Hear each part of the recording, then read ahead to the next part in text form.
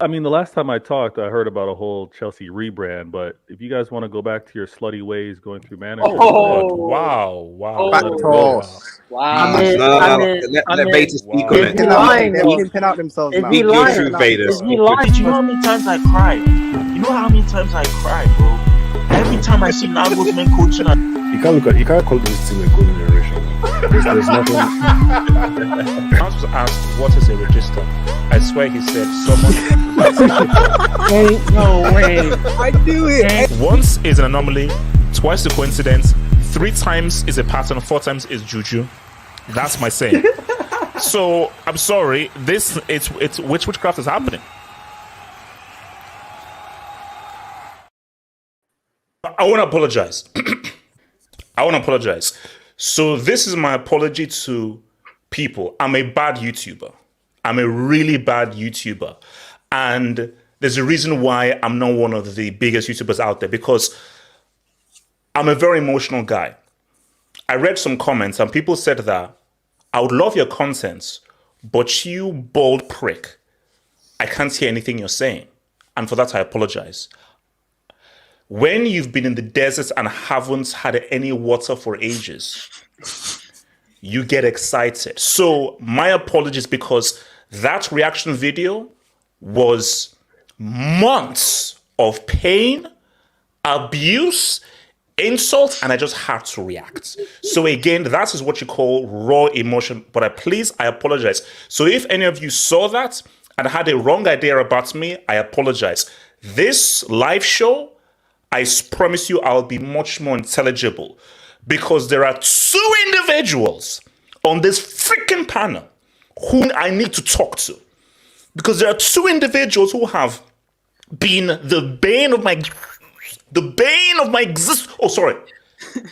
2 individuals who have been the bane of my existence.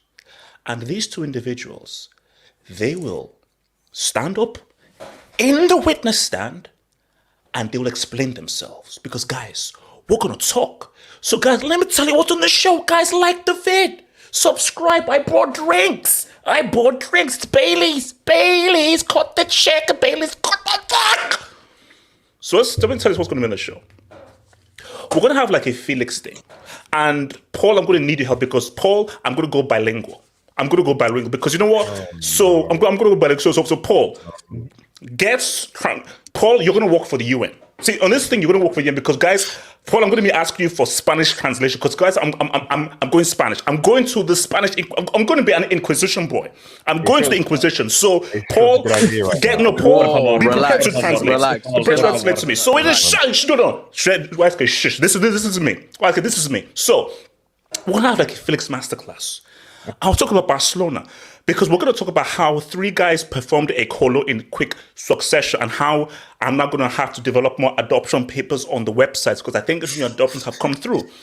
And also Mike is in with the shades. Mike, what's up? Are you ready? You're going to be half up, 100%. My Finnish brother, he's going to talk about Lala, because should we talk seriously about who Lala's about? Mikey, my brother from Finland, I told you, blacks and whites, let's come together racially, we're together. So we're going to talk about Lala and what it's about. Then he's got lost his mind. No, guys, I told you guys, this is a masterclass. Guys, I'm back. This is peak HH. And also, we're talking about Boychus divided, and that's my older Nigerian brother. He may have an English accent, but that guy's from the Niger. So Ardes, he's going to talk about Man United and Boychus divided, and he's going to try and bring it back and tell us everything about. Also, as well, we're talking about Inter Milan. AC Milan, what's up? Inter Milan. Do you know who George? Wait, that's what's going way up in there. Giroud. You think you're going to be where? We're going to have, and we are going to tell Giroud to give back. I told you, I'm not recognizing your leading goal scorer. You're not. Thierry Henry is France's leading goal scorer. I am not going to recognize that Montpellier fruit-selling loser as France's top scorer. So we're going to talk about AC Milan and Inter Milan. And finally, we're going to talk about health and safety. So guys, if you're in school, you should have taken first aid. Oh, come on. So I feel that, you see, if a certain guy takes a free kick, move out of the way. Because I think the injury list is now mounting up to this guy right now, because I believe the cameraman, his neck is now at a 45 right angle. So hopefully we'll get updates that the cameraman is living, because bro, he took one right in. Okay, pause. So guys, we're gonna get through into. So here we go. So guys, do whatever the hell you want. Like, subscribe, guys, I don't give a damn what you do, because guys, this is me now. This is me. This is me. Do what the hell you want. Unsubscribe, subscribe. I couldn't give a damn, because now this is me. So let me first get this. Let me get my thingy. Paul, I need you at the ready. Paul, I'll tell you when I need you, Paul. I will tell you when I need you, Paul. Let me just first get to this whole bookmark, because I need to bookmark this right now. So streets, this is peak HH. This is old school HH. Okay, now add stream marker Felix. So now let's change the view. Let's change the view. So Paul, can you please tell me how you say I have been fully. Wait. How do you wait? What's the word? It's not vilified is the word. How's it that?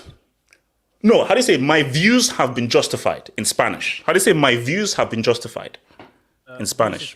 As in opinions, views as in Yes, my opinion has been justified.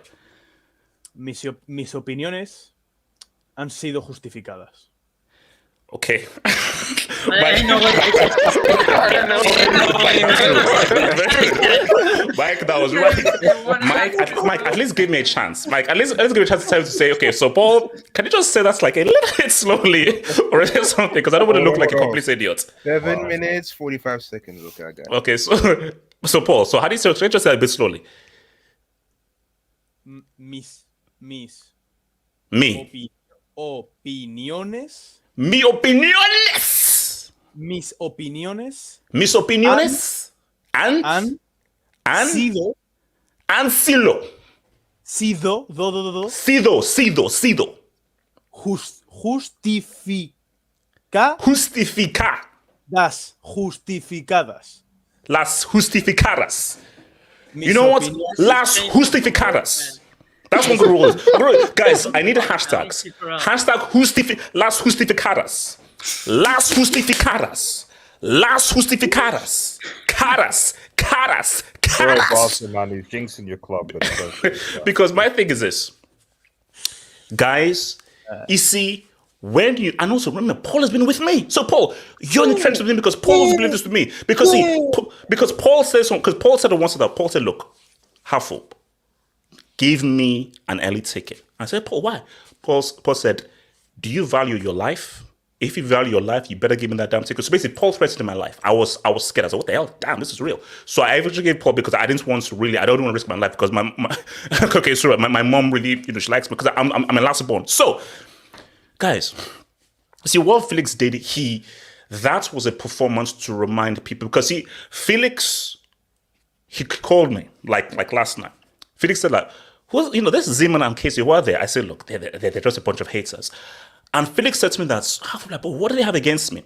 I said, I don't know. These guys, they are gender merchants, and they're just very negative, and they're just very, and they're just very. Wait, Zeman, I think I'm swapping, and they're just very pessimistic people. And Felix said, you know what? Let me cook. I said, wait, cook what? No. I'm going to cook. But we cook what? I said, no, sure. I'm going to cook. What Felix did was, he reminded us that, football lives. Remember those stats? This whole stats padding, Muay Thai, social, whatever it is, the eye test lives. The eye test lives. And Felix just took it back to the basics of football. And I told Baz guys, I told you, that bum-ass bloody idiot who ain't no legend, Lampard, said, oh, here's my report. I don't think Felix is, I think he's a surplus to requirements. Yeah. Good. Thank you, bloody colonist. So, you look at what Felix is doing. Yes, Mike, I said it. Mike, I went there, bro. So, Felix, what this guy just showed was, I mean, do you want technique? Do you want a footballing brain? Do you want decision make? Did you see that assist to the ski? Did you see that assist to the ski?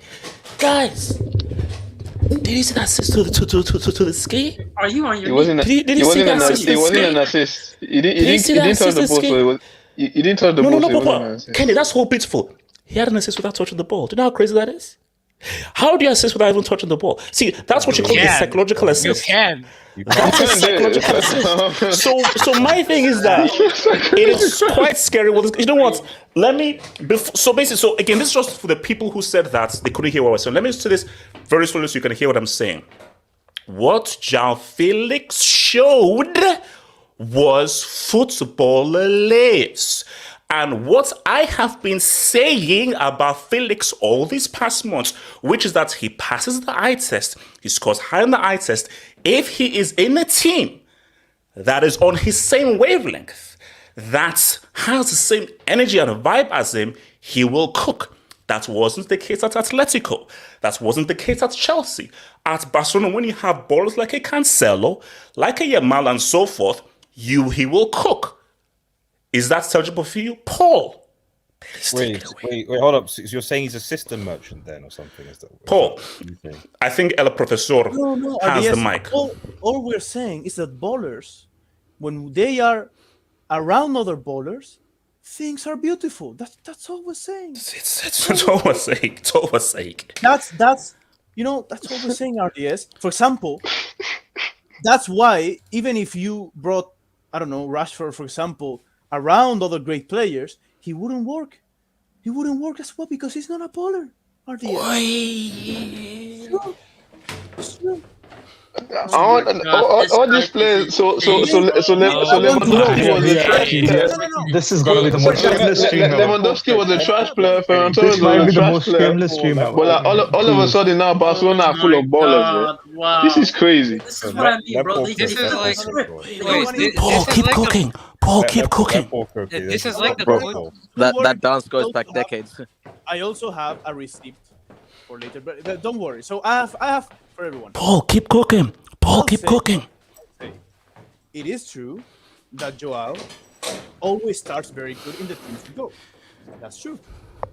But here, this type of player, the more time they have the ball, the gradually more things he will do.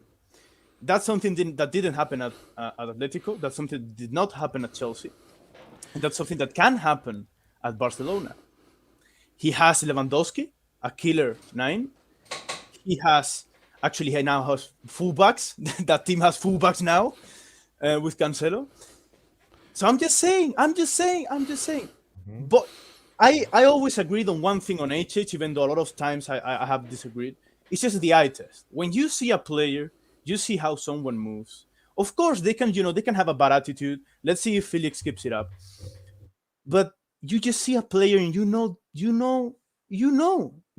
just see it. That's football. That is not stats. That is not.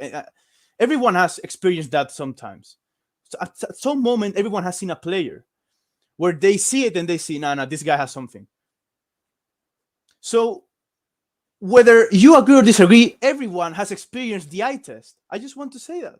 That's gospel of football. Now, HH. Let's not jinx. Don't you? No, Paul. I'm let him very cook, free. let him I'm cook, very man, free. let him Ziman, cook, let him cook. Paul. I think Paul is talking. Yeah, Paul. You know what? It's one game. Betis are a very easy Why team, did the party stop? and this Why doesn't did the mean party much. stop? No, you did all that for us. Only one game. Stop it. Yeah. El Professor has the mic, please. El Bro, Professor. let the party continue, man. Let the party- El Professor, please give the mic, please. Thank you. To be fair, to be fair, HH is gonna have 29 days of depression a month, so at least having one day, you know. I'm just saying. Yeah, I get. I don't know who Serpico is, but Oh no, basically it's filmed by Al Pacino from the 70s. Yes, you do look like Serpico. It's basically great film, by the way. Amazing film. Continue. 70s. shades good. Okay. I also have these shades because I'm You were trying only to. 40 when he was there. Paul, can you keep talking? Yes, I also have these shades on because I was trying in the group chat to investigate something. I don't know if you read it, but I will. Paul, Paul, come on. free kick? Don't. It's okay. I will come on. do that later. I will do Okay, that. Paul, You got a don't. receipt on HH. Is that what you're telling me? Paul, don't. Maybe. Okay, so Paul, we're in a very good space right now. We don't need to Ain't bring no up way. anything like that. No, bro. I mean, let Paul cook. This is fine. Artists, we're talking about cooking. Artists, United, you know, it's on the docket. United is on the docket, so it's. Oh yeah. Yeah. Paul, continue, please. Continue. About Barcelona, I would like to. I don't want to talk much about Felix because I don't want to. Yes, me too. It's true. But Barca look alright. But Paul, being our unofficial. 2 hours are looking good, man. Yeah, no, but being our unofficial, unpaid La Liga Spanish correspondent for the Football Hut, is this because did Betis allow Barca to look good, or should we just give praise for Barca looking amazing, or Betis tax? Look, even though it's true that Betis did have some main players out and sold their best center back one day before the league started, I will say that Barca played great game. That you gotta give it to them. The two Joaos played great. I mean, everyone played very good in that game. You can see that they have actually a fucking fullback because, wow. But it's the best game Barcelona ever Barcelona has had in a long time. Yes. So yes, let's see. Right now they are provisional leaders. Right now they're first in the Liga. We'll see what Madrid does. Technically today in Spain, also in the UK, I think. So against Sociedad. Yeah. So let's see, but HH, you know, ballers might be coming back. HH. Paul, no, Paul. Again, I don't want to tempt fate. But from one, again, let's even put this off Felix. What I just saw from, because again, put Felix to one side. I've been a Cancelo fan for a long time. You see, Cancelo reminds me of a guy now, and Paul, I'm sure you like this guy as well. I never called Marcelo the best left back ever. I never called Marcelo the best left back of a generation. Marcelo is one of my favorite players of all time. Time. Like if I just say he is top of me, just for me. Again, everybody has their favorites. This is subjective. For me personally, Marcelo is one of my favorite players of all time because there was standard in every game Marcelo played, he would do one amazing thing. Standard in every game, Marcelo will do one truly amazing moment in a game. And for that, and just Marcelo's his psychology towards, just say Marcelo is a footballer. When you look at Cancelo, defending, I get it, liability, but just in terms of what he can do on the ball and his ability on the ball. And guys, I'm a very simple guy. Everybody has their views of how they view football. I'm an eye test guy. When I just see guys who just have that silk on the ball, that's me. All right, I wanna actually let's come to one last thing. Hey, one last thing. Kenny, I swear to you, Kenny, if that is Joao Felix's girlfriend, Kenny, I'm gonna throw you out of this whole thing. Kenny, you're messed up, man. Kenny, that's messed up. Sorry, one last thing. Yeah. It's just that it's very clear. We both love football at its purest form, because we also agree on one thing on the Ballon d'Or. I wasn't on those streams. The Ballon d'Or should not be for Messi, but not for Haaland. The Ballon d'Or should be for Rodri. 100%. Pure football. And I'm not saying because it's Spanish. So no. Paul, the industry didn't exist. It's Rodri, but it's okay. No. Put no Paul. Now people say, Spanish pass. When we did our thing, and I asked everybody, I think everybody said Rodri. Now, but everybody agrees that, wait a minute, if we're looking at December 19th, to August 20th, Rodri was the best player. Yes, Haaland scored a lot of goals, but the best performer, the best player was Rodri. But Rodri's not the sexy name, he's not the popular name, and this is all about popularity. So let's come to the witnesses. So, witness number one, Casey. So, Casey, can you please take the stand, please? Yeah, boy.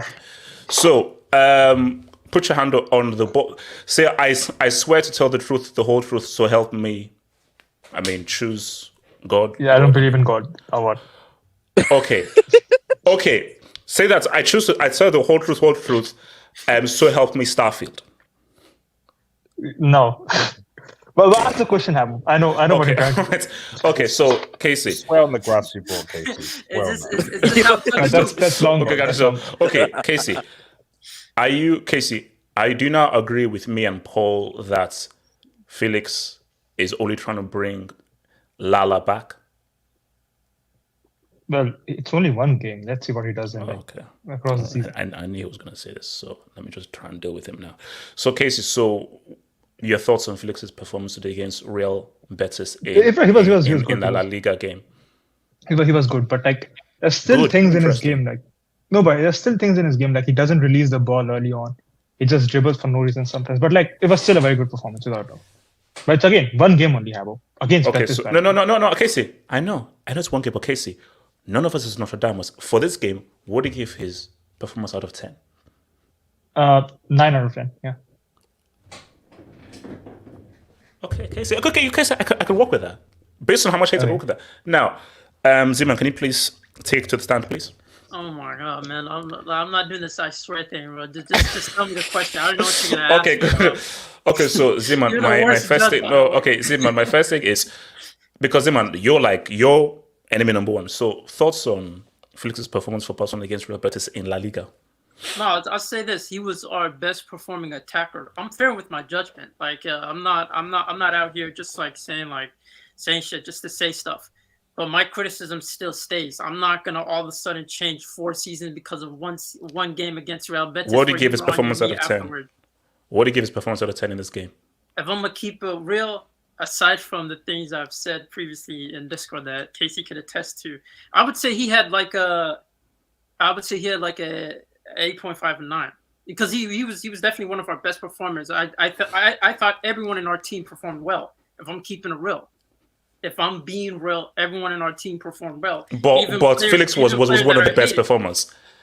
Well, he was one of the best. I think Cancelo was our best performer, if I'm being honest. That's a fair shout. Is that not, or am I being a hater? No. That's no. Zeman, based on the hate, I can work. No, I can work with that. I can work with that because it's all about baby steps. It's one game. He could lay a brick because again, let's see what he does against Atleti, which is going to be a big game. But all those people that are like, "Oh, apologize, man. I can't wait for this hangout. This is going to be a cookout for Z." Why? Because of Real Betis. Come on, guys. Come on. Don't disrespect Betis. Come on. Don't disrespect Betis. I'm not disrespecting them. The whole point is. Wait. Can you name 3 players from Betis, please? I'll speak after Z. Guido. I want to speak after Guido. Not to mention HH. Wait. Did Joaquin retire? Yeah, Joaquin retired, didn't he? Yeah, he retired. Wow. That guy was 60. Bro. I saw Joaquin debut.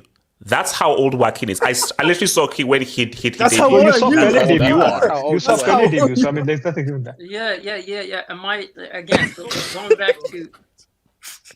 Well, this guy saw Joaquin come out the womb. Ziba, can you keep talking? No, go. Going back to my opinion of him, it was based off of seasons after seasons of seeing him perform in one game for Atletico under Diego Simeone, and then just disappear for whole months, and then all of a sudden everyone gets highlight clips and says he's the greatest player of all time, and you were on your knee after one performance. This is my problem with the whole Joao Felix fanboys, but that's just me. Zeman, I know I'm considered a hater, but it's the reality. Zeman, he plays for Barca. Can't you just be happy that the guy balled? I'm happy. I'm happy that he performed, but I'm not all of a sudden gonna dismiss, apologize and stuff like that just because of one performances, man. You guys are okay. So quickly, let me come to Barry and then anyone can jump. I want to come to the Barca guys first. So Barry, thoughts on Felix delivering a masterclass? Can I speak after idea? Oh, yeah, sure. Yo, what's up? What is it? Yeah. Thoughts on Felix delivering a masterclass after Casey and Zeman's 2-year abuse? Oh, it was a great game by him. Kudos to him. But I agree with both Casey and Zeman. It's only one game. I just want to see consistency game after game, what he can produce. But I'm happy. It's great for the confidence, and yeah, I'm very happy. I think it's our best performance collective-wise since Real Madrid when we beat them 4-0, you could say. So yeah, I'm pretty happy about that. So we just need to be consistent, and next we play the Twerps. So I expect the 5-piece also. Hopefully. Wait, hold on. Wait. Do you play the Twerps next week? Yeah, Wednesday. That's our first game. Wednesday. As a 6-piece minimum, man. 6-piece minimum. Bro, so obviously Felix is obviously registered for the UCL and everything. He can play in the UCL. Yeah. Oh my God! Don't tell me you're gonna go hard for the Twerps, man. Z-Man. Whoa. Z-Man, no. Z-Man. Based on all the L's I've taken, I'm treating Twerps like peak Bayern. Bro, I'm treating Twerps like Brazil 1998, bro. So that's a real game. Felix balls, we're doing like an 8 minutes. Basically, I'll do like how I did for Arnan. I'll do like a full breakdown. I'll do a breakdown of his skills and everything. So why are you jinxing him? You like him. Why are you trying to jinx him? Casey, here's the thing. Felix, I think, is going to produce a disaster class against Twerps, bro. Because I think it's going to mess up. Too late, bro. It's too late. I think we're gonna. So okay. Who supposed to jump in on this? Okay, Ardes and then AK. Okay, Ardes, talk to me. So just remind me. So who? So just to clarify, Barca playing Betis today, right? That's who they're playing. Real Betis. They wear green and white. Okay, fine. Isco went there, even though I wanted him to come to Chelsea, and Watkins used to play for them. I think he decided when it was 7 something. I'm just trying to jog my memory a bit because there's just some sort of weird deja vu about Real Betis that I'm just trying to think of. Oh yes, I remember now. Bring up the Europa League game. No. United played Real Betis in the Europa League, I think last season, if I recall. I think we played them last season, and if I recall, United put 4 past them. So fair enough, it is what it is. There's always got to be someone to mess everything up. But what stood out to me in that game was that there's a certain player who scored, who I still don't know whether he's a footballer or not, but he certainly can't play at the highest level. And it's difficult for me to take a team seriously if you're allowing Wout Weghorst to dunk on you. I'm just putting that out right now because out of the 2 goals that Wout scored when he came, he scored one against the Carabao Forest and the second he scored against Real Betis, man. I mean, this guy. Wait, Odious, are you saying he's let the hate flow? Let the hate flow. I'm not disrespecting, but I'm just saying that yes, Felix had a good game. It's cool. I'm just saying it'd be good that we're going to celebrate him cooking and being great. That we could set him against players that haven't been dunked on by basically, a guy called Wout. Can I ask you something? Wait, Odious. Because just a question. It's just that isn't Wout Weghorst probably the most loved footballer by United since a long time? Because all of the rest of your footballers are like hated or something. Yeah, he was. He's like they loved the Weghorst. They had his songs for it. It's kind of like an ironic love. You know when a player is so bad that you can't really kind of hate the person. You just have to kind of just that kind of like that kid that is like you have that's really bad at their homework, but they're still your kids. Wait, Odious, I have a question. Whoa, I thought you about to go somewhere else now. Wait, Odious. I was literally about to. I was like, okay, well, let's just. Why did you go? Okay, go. Oh wait, I have to ask a question to Odious. Are you saying Wout Weghorst's one of his 2 goals was against a team that beat Chelsea away from home? Wait, Real Betis beat Chelsea away from home? No, didn't he play Forest? Didn't they beat Forest? Oh yeah, he did. Yeah. What is this gymnastics? Wait.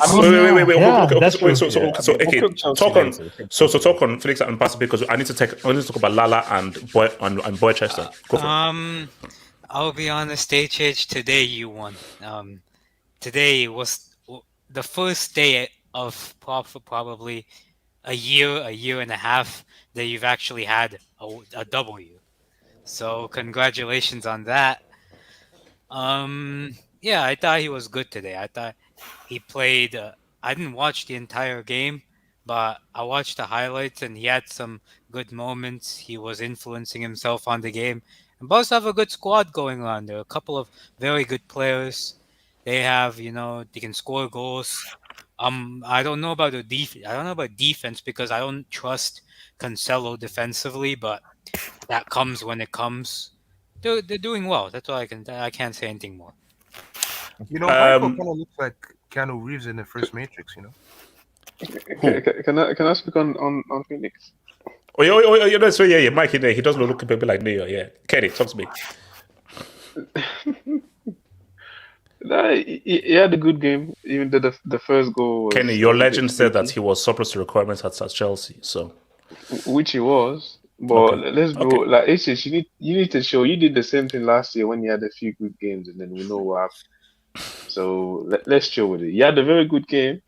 He's a decent player, like we said. But the issue with him is not his talent; it's the consistency there. So we're gonna see if he's gonna continue what he's doing right now. But he had a good debut. But let's not go too far. Like we're gonna let you have your fun today. So hey, thank you. All right, let's get some Dominicans. Shout to Gep Guardiola. Oh wow, Eric 10 goals conceded in 5 games, or Eric negative Hag, or Eric pack your bags to Amsterdam. Here's my thing. I mean, we'll get there, but I obviously we'll get there. But my thing though is, you sack Ten Hag. Who do you bring in? Don't sack Ten Hag. Unless you want to be Abramovich. But we'll get there, man. We'll get there. I'll come out to this dub afterwards. Miss B Nation reacts. Let's see Felix versus Getafe, Mallorca, Cadiz, etc. Because Betis came to Montjuic to chill. They didn't pressure them, no fouls or nothing. Now remember, Miss B is the number 1 hater of Barca. So there's a hater tax to this, to Dubinsky. I know it's true. It's one game. Let's see what he does against better opposition. But guys, can't we bask in this man's glory? Can't we bask on a guy that says that Haaland doesn't need to be the face of football, Technique still lives? Let's bask in the glory. That's Massey, member for 22 months. Joao lives. I'm so happy, Z-Man, you clown effing piece of crap, filthy, stinking, disgusting, pessimistic, goddamn good, downright hater. Yeah, that's what he said, man. Shout out to Massey, man. Yeah. Easy, man. Elijah. But you game out of 30, man. Shout out to Joao. Joao Felix can be the face of football as well. Oh no, hell no, man, hell no. No. Samasi, let's not be hypocrites. Come on, you're the first hater of Jude Bellingham, even though he's balling. Come on. This is true. So let me bring in your boy Kamal. Take another dub, Kamal. Joao Felix. It's easy to play on this team. When you have a good structure with all players in their place and ball circulating quickly, it's easier for goals to arrive. Joao Felix has finally arrived, and this is what's just what I'm saying. Put Felix in people that just want to do football. Assuming here's the thing. Assuming he balls out, right? It just proves that moving from Atletico to Chelsea was basically ISIS to Al Qaeda. Like that's what is going to prove that. That is true. It was proof that Chelsea is a terrorist group. Artists, you shouldn't be laughing. Okay, artists, don't be laughing. No, why can artists? Oh wait, you don't get to laugh. I'm artists and Wise. You don't get to laugh. Okay, you're laughing. Okay, keep laughing. Let's see what happens. Keep laughing. No, keep yeah, keep laughing. Funny. This is not funny. This is No, Paul. Let them laugh. Let them laugh. No, hold on. Cruyff 18. Balde, Yamal, Cancelo triple. Bro, that was crazy. That was a crazy sequence. Joao Felix masterclass. HH, this is football. Not Norwegian treat from good for nothing AAFC Platts wearing blonde merchants. Well, no, sorry. Treat from Haaland. We need our real football back. Thank you. Yes. Hey, see, guys, Haaland does his thing. We need the techniques. We need the lads. We need the strong legs. This is sad, man. This is sad. After that sequence, I had to tear my. You see, Wing. I'm not bringing up that dub, Wing. I'm just not. It's not happening, bro. No, I'm not. I'm not doing it. Wing. Paulo looks like a Mexican John Wick. CFC tomorrow. Mexico. Yes. Jay Jokin. So we're not going to talk about Greenwood, yeah. He's actually all time in Getafe. Wait, is he all time chef? He's already a legend, man. Of course. Shout out to Nigel Cardoso. Good to see Morpheus and Neo taking a break. Yeah. Look, see, all I'm saying is this: that if Barca playing this football do not get out of the group stage, then Lord help us. That's what I say. Lord help us. So, Mike, is your mic working? Mike, is your mic working there? Mike. Yep. So, Mike, and this is like, obviously, I want to open this up, but I want Mike to jump in this first. Now, there's a certain guy who said 15 goals max about Salah. I don't know who that is, but there was a certain dude who said 15 goals max, and he was going to be a one. I didn't get it. I said I don't know who it is. Yeah, but there were certain His name people. starts There were. with H. There were. I mean, I think. Can I please talk to Mike? So, Mike, there were certain people who was saying there's one season wonder. Premier League was too hard. 15 goals max, and it's proving all those guys wrong, because this is more than just goals. This is value, and I'm going to just present this question. Honestly speaking, objectively, is Salah's value and influence on Liverpool understated and undervalued by people not within Liverpool's fan base? Yeah, I think it is. I don't think people realize how valuable he is to Liverpool. They just take it for granted. I mean, he is the owner of Manchester United, not the Glazers. Oh, wow. Salah owns Manchester United. Well, Let's so be did honest. Man United He has change. terrorized Chelsea. He has terrorized Arsenal. He has terrorized every Premier League club. But it's been a great day. Liverpool come back. Salah didn't have his greatest game, but yet he had a hat-trick of assists, and Man United are in the mud. What a glorious day. See, this is okay. Now, this is where I'm just going to be like a football nerd here. That's the ones that have an airless. I don't count that as an assist, because it's the same thing as the Busquets pass to Messi. The assist to Elliot. Yeah, like that's like the Busquets pass to Messi. Like see the other two. That's a clear assist. Like he clearly assisted. To be honest, the one to Gakpo wasn't really. I think he meant to shoot it towards the back post. You see, I don't see. Again, I don't know. It looked like a shot. It looked like, let me just smack it around. Basically, like what Valverde did in the UCL final. You can say, short pass. Let me just hit it there. If it's goes in, boom. But let me just put the ball across. So it can either be an assist or anything. But that one to who was it? I mean, because it's like, it's just not the goals. And Mike, let me even ask a harsher question. This is now a real question. Is he top 5 all time, Liverpool? Oh, easily. Or does he not get top 5? Oh, 100% he's top 5. Yes, easily. Oh, no, okay, Mike, okay. Is he top 3?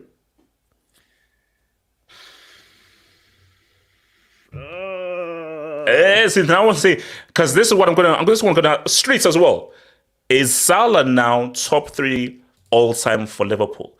Because Mike, this is why it's uncomfortable, because has he ever had a bad season? Has he ever had a season where he's just been bad? Because you could say he had a bad season last year, but he still put up some numbers. That's the crazy thing about it. Who are the other names? That's the thing. Who are the other names? Who would you see? And Paul, that's my thing. Because if you're saying he's not top 3, tell me the 3 guys who are clearly have been consistently better than Salah. Kenny Dalglish, Ian Rush, and Steven Gerrard. To me, I just think if Steven Gerrard got a Premier League, he would be easily number 1 all time for Liverpool. Easily. But but Mike, we can't do ifs and buts. So because Salah was critical to that Premier League win, he was critical to that Champions League win, and he broke a goals record. And we're seeing what he's doing in goals and assists. Because I know what Gerrard, he comes from Liverpool, what he represents, the captain. But if we're just being objective, take a bias aside. Because Salah's been directly involved in 200 goals in 2023 games for Liverpool in the Premier League, with only Thierry Henry reaching this milestone in fewer appearances for a single club in the competition. When you just look at the numbers and the value, are we sure Gerrard is really greater for Liverpool than Salah? Are we sure Gerrard really has brought more value consistently than Salah? We're not asking the uncomfortable questions. I think the thing for a lot of Liverpool fans, like around my age, especially growing up in the early 2000s and mid 2000s, is that Gerrard was around a bunch of bumps. Like, let's be honest here. Flanagan, Jamie Carragher, even though I like Jamie Carragher, he wasn't the greatest defender. He was around a bunch of bumps. He dragged us in a lot of games, especially in the Champions League. Olympiacos, Milan, Premier League. I can remember 08-09. He dragged us in a lot of games over the hurdle and won us matches. And I just think a lot of people have that sort of connection with Steven Gerrard, especially. But if you look at Salah, the guy just keeps on producing. And it's just inevitable that he's going to score or an assist, even on a bad day. Today in the first half, he was atrocious. Yeah. What does he do in the second half? He gets himself more involved. what do? We win the game. So yeah, that's why a lot of Liverpool fans were just hesitant on like, okay, even if Saudi come in with 300 million and a crazy record transfer fee, we have to reject him because we see how valuable he is to Liverpool Football Club. And the crazy thing is, when we signed him from Roma, I think a lot of people were like, don't really see it. But that's why you had a good sporting director, Michael Edwards, to bring in the guy. And now Salah has just done the rest. I mean, the first season breaking the Premier League goal scoring record that eventually Haaland broke. But it's been amazing to see him. And I think this is still going to be Salah's last season. So I'm just enjoying it while I can watch it because so you think he goes to Saudi next summer?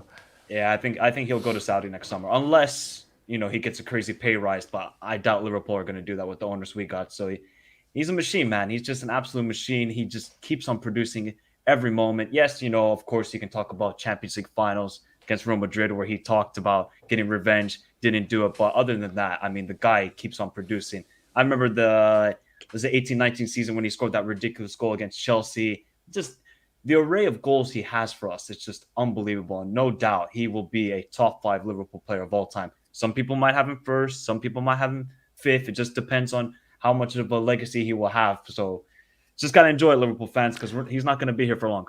All right, Wesley, thoughts on Salah? Where do you think he now ranks all time for Liverpool? It was a wonder, like Harry Kane, Aguero, Lewandowski, Aubameyang when he was at Germany. These were not one season wonders who more or less got up to that thingy standard. But if he hits to like 15, which I think he'll hit, or 16, 17, then it's like, yeah, that was just one amazing season. But no, he's not really that caliber of player. Wesley, like, can you like? I think that's the person. Wait, because my thing is like, do you know how childish you have to be? Like, Wesley, like you're just being childish. No, sorry, that's just childish. Was that the voice of the goal analyst right there? Wesley, that's just childish. Kenny, I'm in shock. It sounded awfully familiar, but the guy with his face on the left-hand corner of the screen. I can't put a voice. Do you have a twin brother also? Like who's also yeah, I do. I do actually. So is he the full Brazilian? Is he? Casey. Okay, Wesley, talk to me. Salah. I don't know why you're pointing fingers at me, because at the start of this segment, you said that certain guys who said he would score around 15, 17 Gs after that great first season that he had. So I just want to bring this. I actually don't know if it was you. It just sounds familiar. It sounds like you. I mean, I don't know if it's actually you, but Wesley, you were one of those guys that didn't believe in him. So I don't know what you're talking about. I'll let that's not true. There's no evidence of that. So I'll find some. Bro. Now, RDS will recall. Torres was a nightmarish player for United. Like he was a nightmarish player. Salah has surpassed that nightmarish level in terms of playing against United. Like this guy. Now there is a revenge tax is there. Revenge tax is there. Like that will umbrella over his time at Liverpool. But he's just been outstanding. Like you got to give it to him. And that goal record, I think, would have stood had it not been for the best player in the world right now, the Earl, aka the Earl of Norway. So that goal record would have stood for a lot longer. And I think for Salah, he's been unfortunate that towards and I agree with Mike. I think this is his last season.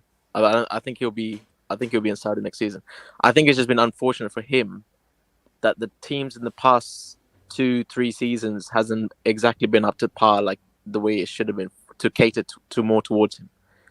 Had it been that way, I think even with Klopp, I think Klopp's been all over the place as well. But if he had a good enough structure with players, especially in that midfield, to cater towards him a bit more, because he's still got that pace, he's still got that IQ, but physically he's declined a lot more than which is expected. He's not the same guy that was when he was at the start of his Liverpool stint, but you got to give him credit. And in terms of where he stands in the Liverpool ranks, I think the newer generation would definitely put him in top 3. I don't think especially the younger generation, I don't think they even consider the likes of Dalglish and Rush. And of course the greatest Liverpool player of all time, that is Graham Souness. So I don't think they actually. Also, shout out to Fowler, man. Fowler was cold in his day, man. Fowler was cold in his day. HH. I only know one other player who played with cocaine, and that was Maradona. So, and that's why he's the GOAT, man. HH, Wait, do you know what it means to ball after doing 3 sniffs? Under the influence. I had 3 lines minimum. So, I think for the newer generations, I think Salah is top 3. The guys who would probably, I say, in terms of impact, alongside Suarez. So I don't know, Liverpool fans, like impact wise, who would you put? Like, would you put Suarez ahead of Salah? No, you can't, because he only had one amazing season. Like, see, my thing is that once it's amazing, Salah has had at least 2 or 3 outstanding seasons. That impact actually won as well. Suarez impact. Yes, there we go. There we go. That one season that Suarez had, was it worse or better than Salah's? Salah's best season. Well, he had less goals, but Suarez was suspended for the first 3 games. But That's no. What he did. This way. For me, what Joe did was more impressive, considering he missed like 6 games. You always talk about this. Suarez only scored against Tottenham Hotspur in that season against the top 5 or top 6. Yeah, but he scored against and Salah has. I think Salah has scored against the top 6 sides. Always, everybody. HH, so, can I speak on this? Okay. Yeah. So, for me, he's definitely top 5. But I think people would agree. For the impact that he has, he's been unlucky not to have one more accolades at Liverpool. As impressive as he has been, I don't think. What is it? One Premier League, 1 Champions League.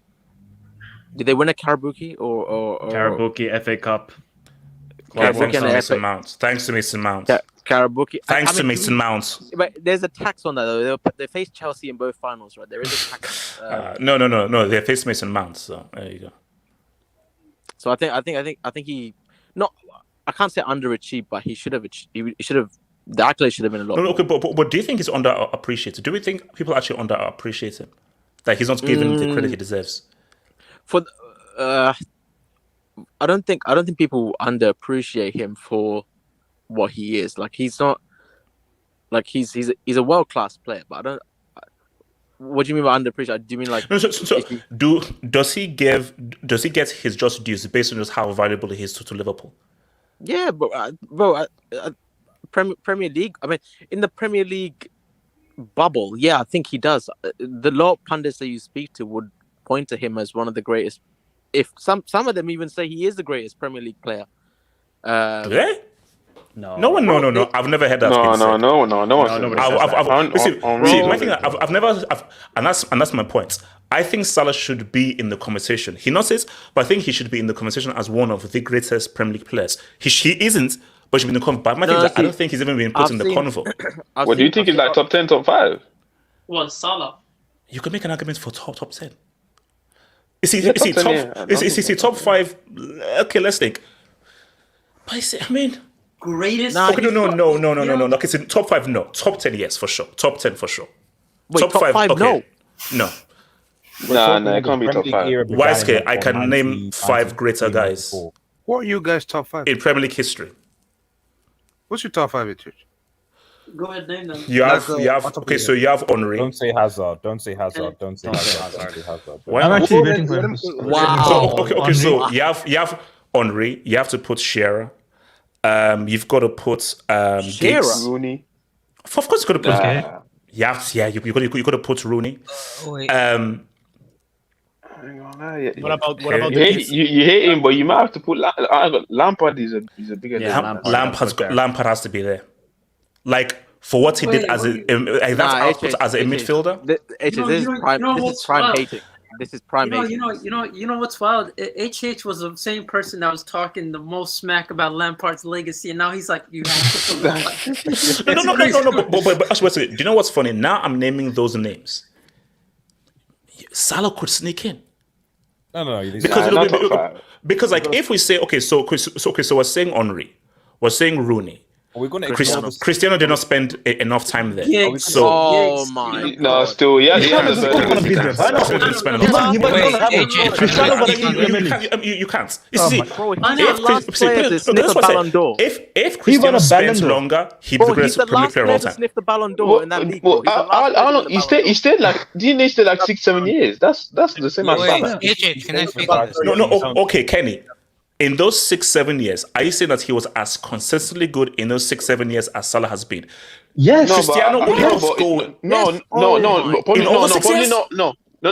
all 6 years, but he's had a higher peak. A better peak.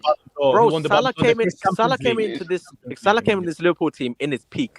Like Cristiano started off as a 19, 18-year-old. Like what? Yeah, we can't. but why did anybody expect Salah to do this immediately? In his first season in the Premier League, no one expected Cristiano to do that season. No, Mike. You know, I blame Chelsea for that because Chelsea casted him out like a brick. So that's Chelsea's fault. Uncle. Paul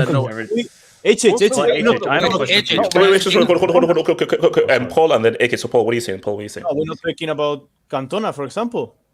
No one is talking about Cantona, man. Thank you.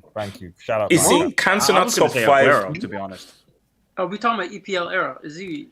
No. Yeah, EPL era. EPL era. What about Steve Bruce? Okay, so Is it all? Steve. Why are you focusing Steve Bruce? The only defender. He's good, but he's not top 10. RDS, Stephen Bruce is not top 5. No, I'm not saying top 5, but low key, he shouldn't be hated because he's a bad manager. Like the guy was a brilliant defender. No, he was a good player, but he's not anywhere in the conversation of top 10. John Terry. Yeah, come on. What about the keepers? I mean, Terry, Schmeichel. This is what we're getting tricky because it's like Bergkamp, guys. Come on. I mean, you see, no, Salah's better than Bergkamp. I'm sorry, man. Salah's better than Bergkamp. No. But see, Kenny, look at it. Here's the thing. Based on output and impact, Salah over Bergkamp. But for me, Bergkamp is one of the best players I've ever seen. In terms of he's a better player, but if we're talking about Premier League, Premier League legacy, Salah has a better legacy than Salah has a better legacy. So see, I think HH, the better question is he the best right winger in the Premier League ever? Yeah, that's a better question. I think ranking that way. So I want to hear names. Cristiano played right wing as well. Someone in the chat just said wasn't Cristiano on the left for United, or was he on the right? Wasn't he? He was on the left. He started right. No. Beckham? Left midfielder. Was a left midfielder, I think. Yeah, no. But basically, in the what's it called 07 or 08, he was on the left. Well, he played both wings, but predominantly on the left on that season. But before that, he did play on the right. But I think Cristiano was at his best. Because Hazard was left. As a right he was winger, left. Henry was left. They moved out in as a striker. Unless he can give me a right winger. I mean, the only one I can think of is Mahrez. CR7 was on the right for Manchester United. Yeah, that's what I was thinking as well.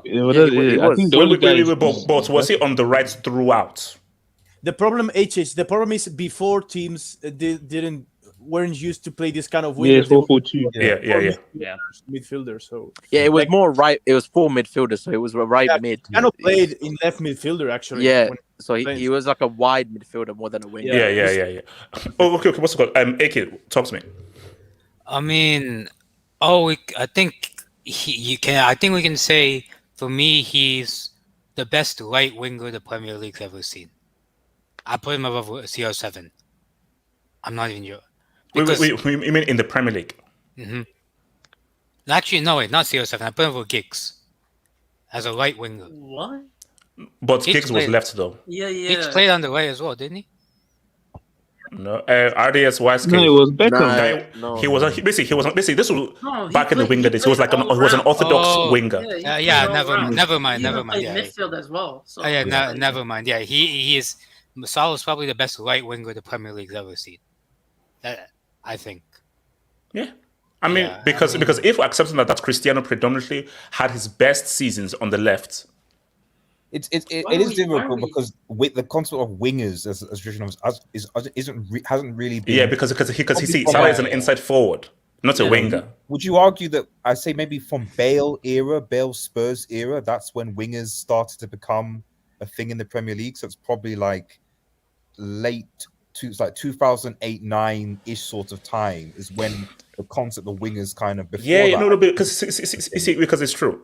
What Ade said is right, because the reason why it's sort of disingenuous to say this because the role, like in the 90s, the role of like a right winger was to get the byline and cross. Again, what's it called? Wasn't he a right winger, Poborski, for United? Because basically Poborski was like the classic winger, where head down, byline cross. So my thing though is those wingers were just like byline, but now we then evolved into inside forwards where you're pretty much a striker. So really, inside forward, you're not there to provide. You're there to actually score goals. Winger, your main thing is to cross for the two strikers rather than score. But now those wingers, no, you're pretty much your goal scorer. The wingers were not goal scorers then, which is what made Cristiano crazy. Cristiano was like, oh, I'm a winger who's actually a goal scorer as well. So I think Cristiano maybe I started the whole thing like, wait, maybe we actually use a winger as a goal scoring. Yes, not Robin. It was Cristiano, not Robin. Robin Yes. invented it. Exactly. Robin You invented just admitted it right now. You just admitted it. Casey, Robin. Robin gave Anthony a career, man. Relax. Okay. So wait, HH, can I continue? Yeah, go for it. I mean, another thing that we have to consider in Mohamed Salah's like Liverpool career is this is the first season he's playing with an actual like competent midfielder behind him. From 2017 to 2023, he was playing with Henderson behind him, and he still got the numbers that he did. I disagree with that. No, I mean, Henderson wasn't that bad. Yeah, No, AK, you gotta respect Henderson, what he did in 18, 19, and 19, 20. No, Henderson was good then. He was he failed the eye test. Henderson was effective. No, but Henderson, the best Liverpool captain in the Premier League era. Okay, and just look at how Alexander-Arnold, how bad it's doing now without Henderson covering him. He's doing fine. I feel like he wasn't doing it until Henderson declined and he had a new midfielder. So I mean, yeah, I think also. Can you say I think in my opinion, he's the second best African player of all time? Whoa. Yeah. AK, he's got to win it. AFCON, sorry. No. African player of all time. Yeah, he doesn't have the continent. He doesn't have the continent. He's ahead of Drogba though. That's he's ahead of Drogba. Yeah, that's easy. Anyone He's ahead of. Wait, okay, see guys, relax. Bro, I'm not African and I'm ahead of Drogba. No. Did he end the war? Kenny, thank you, Kenny. First of all, what did he end? Where was his political resume? That's the first thing. The second thing is, did Salah have to dislocate his... No, shoulder. Did Salah have to dislocate his shoulder, contort his neck, to score a header at the Allianz Arena against a team who went to win the very next... No. Show me an example of him having to dislocate his neck. He got pushed into the ball. It's a fluke header. Ramos did that to him. So Why to stop it? It's a fluke header. No, guys. Salah's second. No, that's is. No, wait, he's not. You know that Eto lives. Costa lives. Yaya Toure lives. Eto's number one. Salah's number two. Yaya Toure. Yaya Toure. Yaya Toure is fire. Come on. Yaya Toure lives. Yeah, I'd probably say Yaya Toure. Wait, he's not. And also AK. I think some of them said it. No. AK. What about Yakubu? Wait, hold on. AK, how could he be in the convo without having a single AFCON? And also AK. No. Not only that, AK. Not only that. Okay. So we agree. So Drogba's not in the conversation. Not only that. Drogba's not in the conversation. Drogba's not in the conversation. Yeah. Doesn't make it. Okay, wait, hold on. Okay, wait. You can't be in My thing though is, what about 2012? Bro, you just said AFCON like hold on. Let me expand. My thing is this: is that Salah plays for the most successful AFCON country of all time, who won 3 AFCONs. So it is basically it is much more of a detriment that Salah hasn't won with Egypt than Drogba did for every country. No. The context actually makes Drogba look bad. He missed the pen. No. You see, I don't like it. I hate when you guys do stuff. You can't do that. AK, hold on. My thing is this: that you play. See, man, can I just deal with AK first? AK, my thing is this: you play for the most successful AFCON team, you are seen as one of the greatest Premier League players ever, and he can't give you one AFCON? That is way more detrimental than a guy who carried Chelsea to a 2012 win. No, AK, I'm sorry, no, hold on. AK, tell me right now. AK, tell me right now. Show me a moment greater than that Euro 2012 UCL final win. No. AK, show me a Salah. Euro 2012. Sorry. Wait a minute, HH. What? Wait, HH, are you talking about the same Drogba who missed the penalty again to lose the AFCON final to Zambia? Can I respond? The mighty Zambia, man. The mighty Zambia. Can I respond? Okay. My thing is that. I know, yeah. Okay. Okay, wow, it's happened. These things happen. But AK, no. Okay, so AK, so AK, my thing is, Mike, put on your shades. Mike, put your shades back on. Mike, put your shades back on. Do you know where this happened to? No. AK, my thing is that. Okay, fine. Okay, AK, it's happened. But are you now going to now ignore what he did in 2012? Because AK, that's been disingenuous. Drogba, I think, missed the penalty in 2006 as well. Yeah, in the final. Yes. Oh, Yeah, so in the AFCON. Oh my God!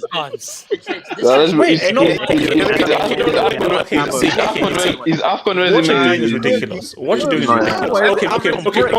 Hold on, no. You guys, you can't do this. It's time to go to bed, HH. No, because AK, this I find this ridiculous. But AK, can you just answer my question? Stop dodging the damn question.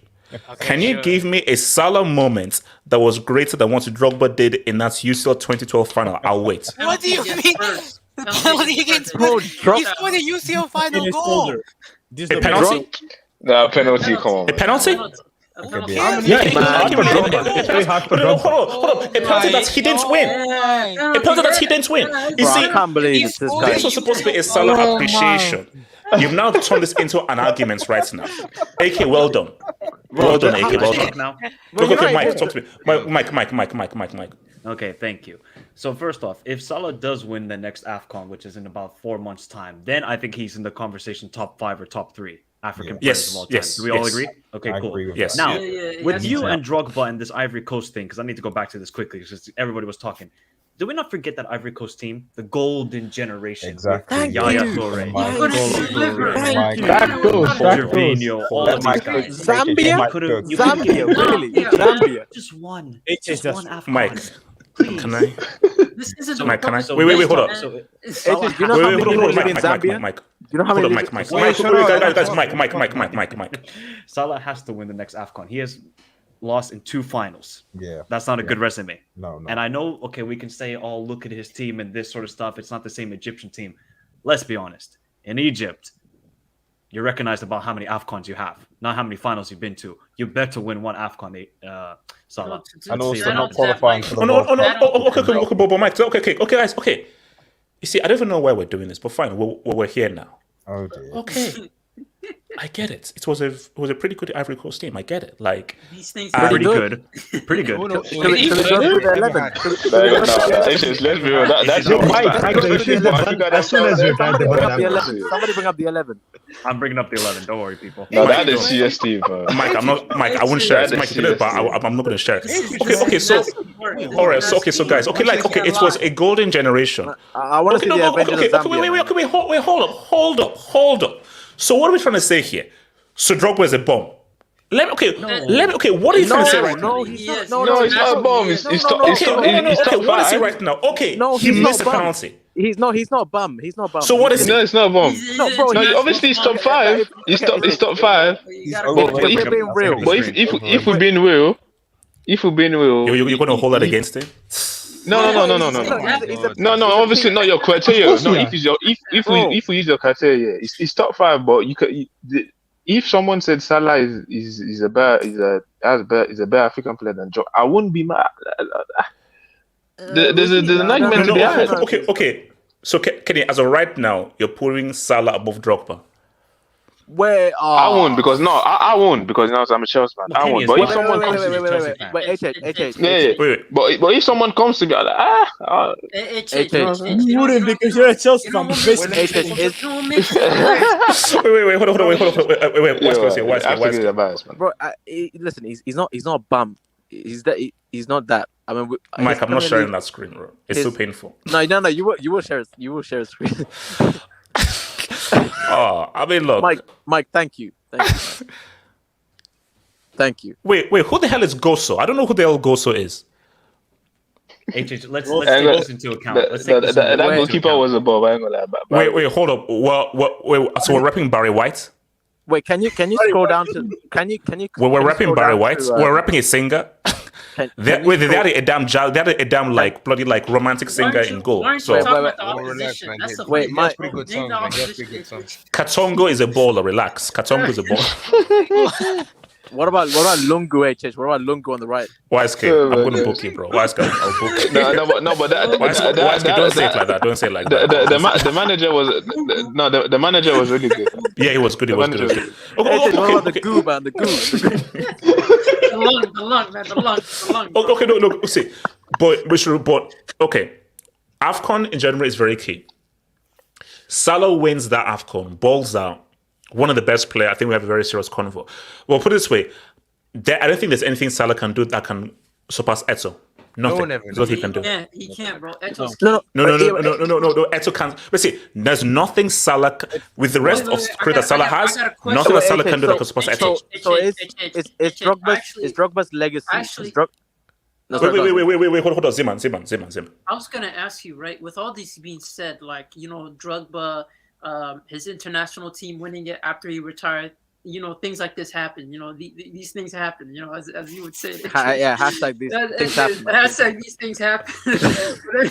but anyway, it's aside from that, is where do you rank Mane? Because I'm kind of interested because I think he easily makes it to top 5, maybe even borderline top 3, man. Borderline, bro. YSK, you should be booked for that. Whoa, relax. So how? YSK, you said the long. Should be booked for that. I said the goo, man. I actually said the long. Okay, someone said the long. Someone said the long. Z-Man said the long. Yeah, the long. No. Respect the long. Respect the long. No. Okay, my thing is that look, stamina, man. Mane. I mean, you could. Yeah, no. Hold on. Yeah, wait, hold on. Mane minimum top 10. Top 5, let's think about it. 10. He's ahead of Drogba. But unless who do you got ahead of him? I just want to know. Like, if you're saying, Mane's that's difficult. Is Mane top 5? Because you've got AFCON, you've got UCL, you've got Premier League. Think about it. How much African players got the end contribute as much as he did? Who's your top 5?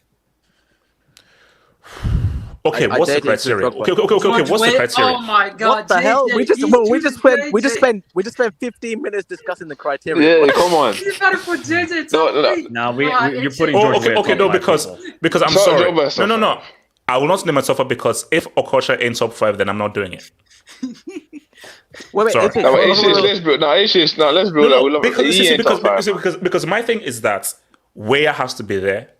Yeah. But Liberia tax. I'm sorry. I'm not holding it against that he went with Liberia. And also he's still the only African player to win the Ballon d'Or. So Weah has to president of Liberia. And president as well. Did that really happen? What? There's actually pictures, so you can't. Yeah. So no. Because here's my thing. You have to have a culture there, Weah there, Eto'o there. Morris. That's 4. No. You got one more place left. Morris won an AFCON, people. Bro. And also, what's it called? Kano won a UCL, won an Olympics, I believe, and they won an AFCON. I think he won an AFCON as well. If you deep it, Mahrez actually I have to think it can't be just what you want. You have to like performance. You know what I mean? Mahrez has a UCL. Leicester. And he missed a treble, and he's got an AFCON as well. Captain as well. And also a dag against Nigeria. So Mahrez, that free kick, man. That's not different. And HH, Mahrez passes the eye test. Yes, he does. He passed the eye test. You see, but I'm sorry. Okocha. Okocha is one of the most talented players of all time. So Okocha is top 5. Like, I don't care. I don't give a damn. Okocha is top 5. Wait, we're saying the greatest athlete. I don't care. Why is care? I don't give a damn. Actually, club-wise, Kenny, I don't care. He's top 5. I couldn't give a damn. He's top 5. I don't care. Wait. So So HH. So he's top 5 for touring Europe. No, you see what I mean? Okay, you know. No, that's crazy. Wait, hold on. Zeman, take the job. Zeman. Salah is literally underrated to the point where we're talking about AFCONs, bro, while talking about Salah, man. How did we get here, man? We're supposed to be appreciating him.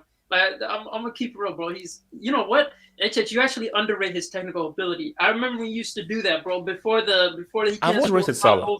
You did. You underrated his technical ability, bro. You were like, this guy, if he's not scoring goals, what is he doing for 90 minutes? Okay, wait, hold on. Okay, let me break it. So, Abrid's fair.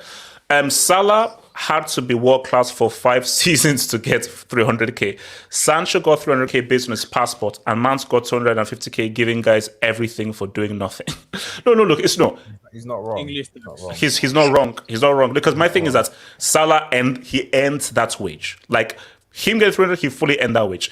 Oh God, have hope snow bunnies. What? What is that picture? Damn, God no! Don't tell me that's what is that? You play in the snow, HH. That's crazy. Wait, only one black baby man for that. Okay, let me just keep going. Wing. Drogba defeated the Aaron. Okay, all right. Carlos no bonus. Drogba wasn't testosterone tested for 2012. You know. That's a crazy name. Yo. No, I'm not laughing. No, that's messed up. That's they didn't have the facilities back then, man. Allow it. Real Betis. So Abubakar has a better AFCON CV than Salah. Yeah, 100%. Yeah. Shout out to Nathaniel Kaufman. Riyad Mahrez for Leicester was crazy. Top 5. Is Mahrez top 5? He's achieving with I can't put Mahrez ahead of Okocha. I can't. No, is he ahead of Drogba? No, Mahrez is cool. I can't put Mahrez ahead of Drogba. I'm sorry, I'm not there. If he hasn't, I can't. We can have the Wait, conversation. No, what are we basing this off of then? He's more. No. talented than Drogba. No, Maiske, it doesn't. No, Maiske, we are basing this off of life. It's based off of life. You can't do. What? We can't do. Badass omelets. So, are we a few matches away from a Ferran apology video? Yeah. HH, remember. Mental health is we real. haven't scored. No. HH. Yes, free he broke kick. a record. No. Let me speak about him. Let me speak about him. HH. Okay, we haven't scored a free kick since Messi left. He broke that record. HH. It was a nice free kick. It was a nice free kick. Hey man, don't worry. Don't, I'm not gonna disappoint you soon. You know, Okay. there is a reason. No. Please, give me this. There is a reason I've come here. You know, this dressed up. You know, the shades and everything. Today's in a special occasion, guys. Today's the day. Today's the day when we confirm that Ferran Towers, Ferran Towers has got more free kicks scored than the prodigy Kylian Mbappe. Speak on it, man. Paul. He got Lala and HH. You can't say anything. He got Lala. You can actually go. But in fact, if there's a crazier stat, that he also has more free kick goals scored, than Kylian Mbappe's plus the Earl combined. Yeah. So we're talking. Plus Dembele as well. Oh, he didn't have to bring the Earl, man. He doesn't. Yes, he did. Okay. Paul, can I? No. Simple question. Por favor. Simple question. Por favor. Did Ferran Torres win a World Cup at age 19? I knew that was coming. That's my ether. And also, the only person that can respond is Pele. The only person that can match my ether is Pele. So anything you can say is, did they win a World Cup at age 19? And the only person that can respond is Pele. I swear this World Cup, I swear we heard this stuff every stream. Yes. And Kenny, let them leave God's Papillon and then you never get to hear it in the stream. You know, I'm going to be fair, HH. I'm always fair.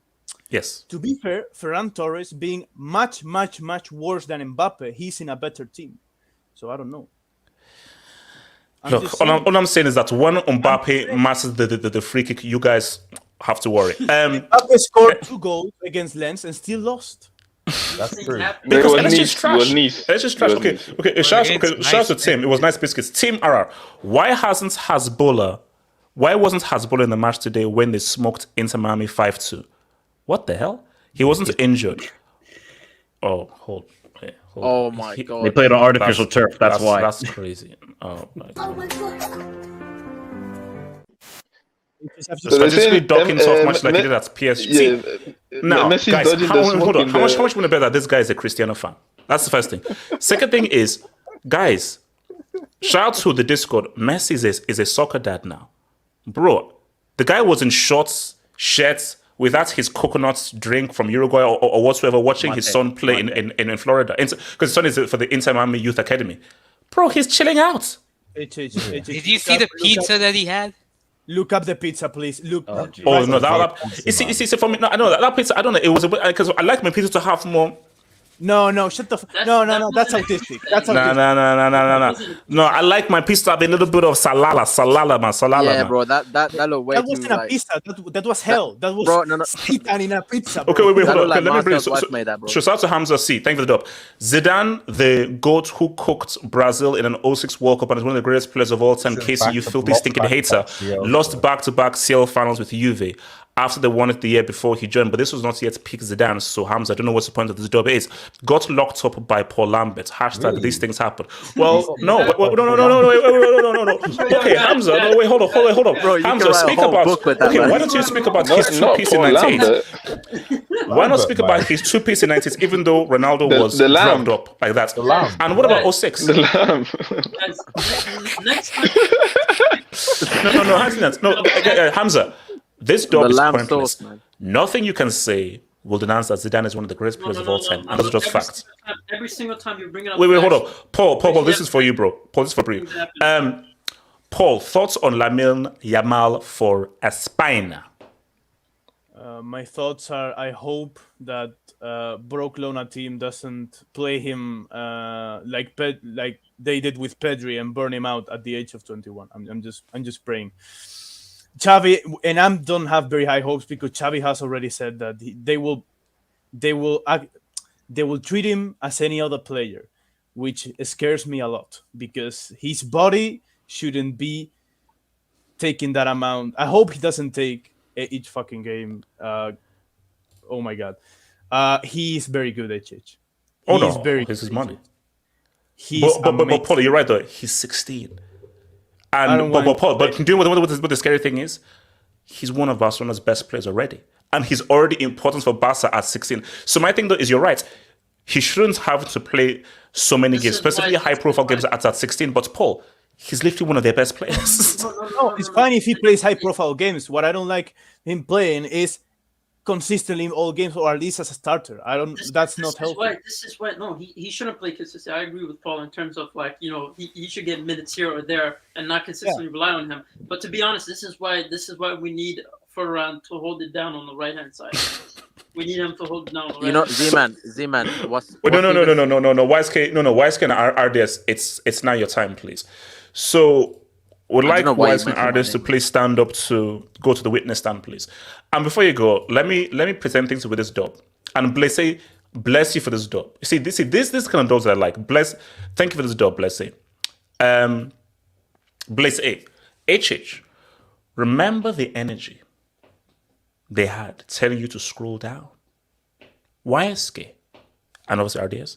How does it feel to be amongst the scroll down community and are united also on 40 points? So why actually, you know what? Let me come to RDS with this first. So Red Devil Studio. Let me just come out and just say it. Go on. Our Man United said, should we be taking United seriously as a football club in 2023? Is that the question? Is that the question? Yes, that's the question. Should we be taking them seriously as a football club in 2023? Because I think you got schooled by Brighton. So I know your Manchester United is the Red Devils, and I see George Best in the background. Shout out to your boy George Best, quality player. Apparently, you said you put Hazard over this guy in the picture, which I still to this Red day Devil Studio. Can you please stay on topic, please? So Red Devil Studio. I'm trying to, but you know. So basically, A Ballon What d'Or is guy over, Hazard. what the hell is going on at Man United? Because my feeling is you shouldn't feel ashamed to lose to Brighton. You should feel ashamed in the sense of how much you've spent. But in 2023, losing to Brighton, getting cooked, isn't that shameful? Because I don't think United should be taken seriously football club in 2023. So that you say what, RDS? Well, I mean, we got scored by Brighton last season. You're right, correct, and we still somehow finished third with a trophy. So that's what I'll say to that, essentially, because as you said several times, it's a 38-game season. Yes. You don't know what happened. It is what it is. Brighton were the better team. Brighton were definitely the better team today. The much better team, yes. There are obviously issues at Manchester United, off the club, behind the scenes, etc., etc. And Ten Hag's in-game management is a problem. I definitely agree with that. Like there's concerns there of how he tactically adapts to games, etc. But I don't know. Like I'm at the end of the day, I'm kind of like, yeah, it's. Okay. Well, first of all, because I have a question for you. So, artists, tell me when should I scroll down? Tell me, should I scroll down because I can't see you here. I mean, Streets, can you see United here? Can you see your club? Oh no. That's not United. So I think we have to scroll. We have to scroll down. Hold up. Can you? Okay. Let me. So wait, Liverpool, Brighton. I can't find. Guys, can you find United here? I can't find them. The hell? Do this together, like bro. Can you see Chelsea Football Club? Can you see? Scroll down, please. Wait. So let's scroll down. Yeah, keep scrolling. Scroll down. Keep scrolling. Keep scrolling. Hold on. Can you keep scrolling? Why did you stop? Why did you stop? I still can't see Chelsea. Actually, wait, no. Why did you stop? Scroll on. No. Now, keep on scrolling down. No. These are everyone who's played 5 games. These are guys who's played 5 games and everything. So, okay. My thing is Chelsea played 4 games. Chelsea played 4 games. Chelsea played 4 games. We've played 4 games. We've played 4 games. Okay. So did Bournemouth. Shout out to Miss Small with 7 points is a possibility. Bournemouth also played 4 games, HH. Yeah. I just want you to know that. You see, Kenny, please let us not to draw, man. Let's just get that. Let's just get that.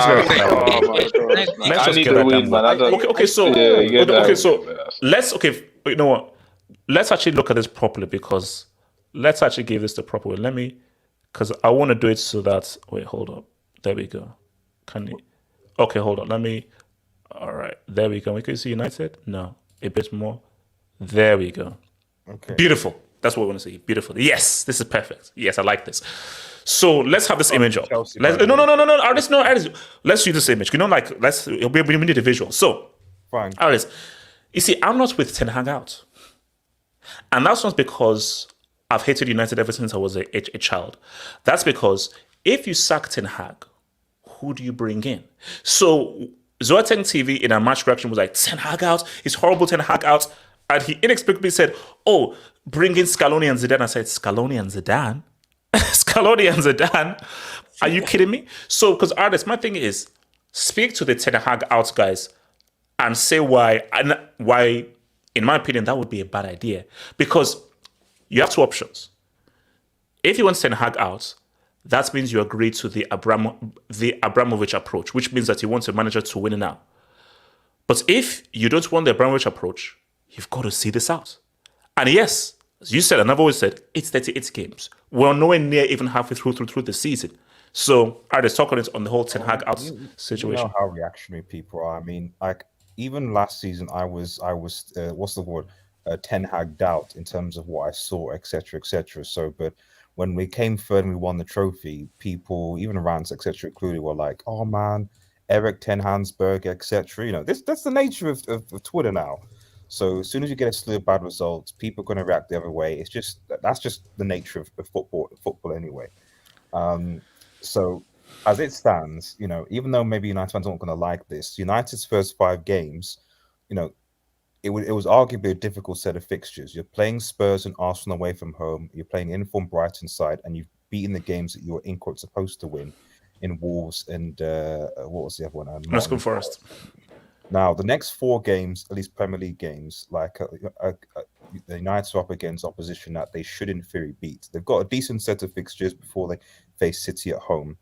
after the Bayern Champions League game. Burnley away, Palace at home. I think. Does Bayern worry you? Like, are you going to watch that like this or against in the Allianz? Are you going to watch it like this? Oh no, Bayern are going to be Allianz. They should win. The only way you can't see me. You can't see like John Cena. The only way United will win if they win, which they won't, is if Tuchel expose himself as a fraud, which he has done a few times last season. That's literally the only way United would somehow beat Bayern the Allianz. But that's not going to happen. But regardless, putting the Champions League aside, which, again, HH, I apologize not being able to understand Champions League. You see, no. Keep throwing those shots. If we beat Bournemouth, we're above you. If we beat Bournemouth, we're above you. So, HH, man, come on. If you beat Bournemouth, it is what it is. If you beat Bournemouth, please focus on that, please. But my point is that like I'm still looking. It's contextual. I'm still looking at the table because I can't assess this United team right now until we have a squad that's at least holistically. You've got the injuries. That are there. You're actually close to your first team instead of playing makeshift players, but also you're actually playing against teams that are more or less kind of mid-table to sort of bottom. If you're now obviously losing to freaking Sheffield United away, you're getting scored by Brentford, etc., then of course we can now have to have a conversation. But right now, I think it's a bit too early, especially when a lot of the rival clubs, in my opinion, who've actually had easier first 5 or 6 games. I'm looking at Spurs, for example, and Liverpool. Okay, fair enough. So City definitely. Then now we'll start to play games against harder opposition from the mid-table onwards. So, for example, Spurs have to play Arsenal and Liverpool back-to-back. I'm sorry, that's harder than playing Sheffield United and Bournemouth and Burnley. So you do have to take things contextually. Like, let's play 10 games, maybe 15 games, make an assessment, see what the team is like. I know people want to get a reaction. No, because honestly, okay, let's just put all the laughter and thing aside. Because my thing is, because when I was on the terrace and we're doing the Brighton Man U preview, Terry was like, no, United should be favourites against Brighton. And I was like, no, I didn't say. I just say, and I was like, should they? Because my thing is, Brighton are in form. Brighton are Brighton are literally one of the best performing teams in the league. So my thing is that I think it's because it's Manchester United, it's Man United, but that's actually been disrespectful to how good Brighton are as a team. People make the argument that Brighton did make changes today, and fair enough. But the reality is that Brighton's form going into the season has been solid, and Brighton clearly a football club with a manager that culturally at least are stable right now. We can't disrespect the fact that Manchester United have issues off the field that are obviously affecting on the field as well. The Sanchos, the Greenwoods, the Antonys, with this wholesale, everything like that. So that's all going in the background, which isn't particularly helpful. And on top of that, you have the fact that you don't even have access really to your first team with injuries to Varane, to Mount.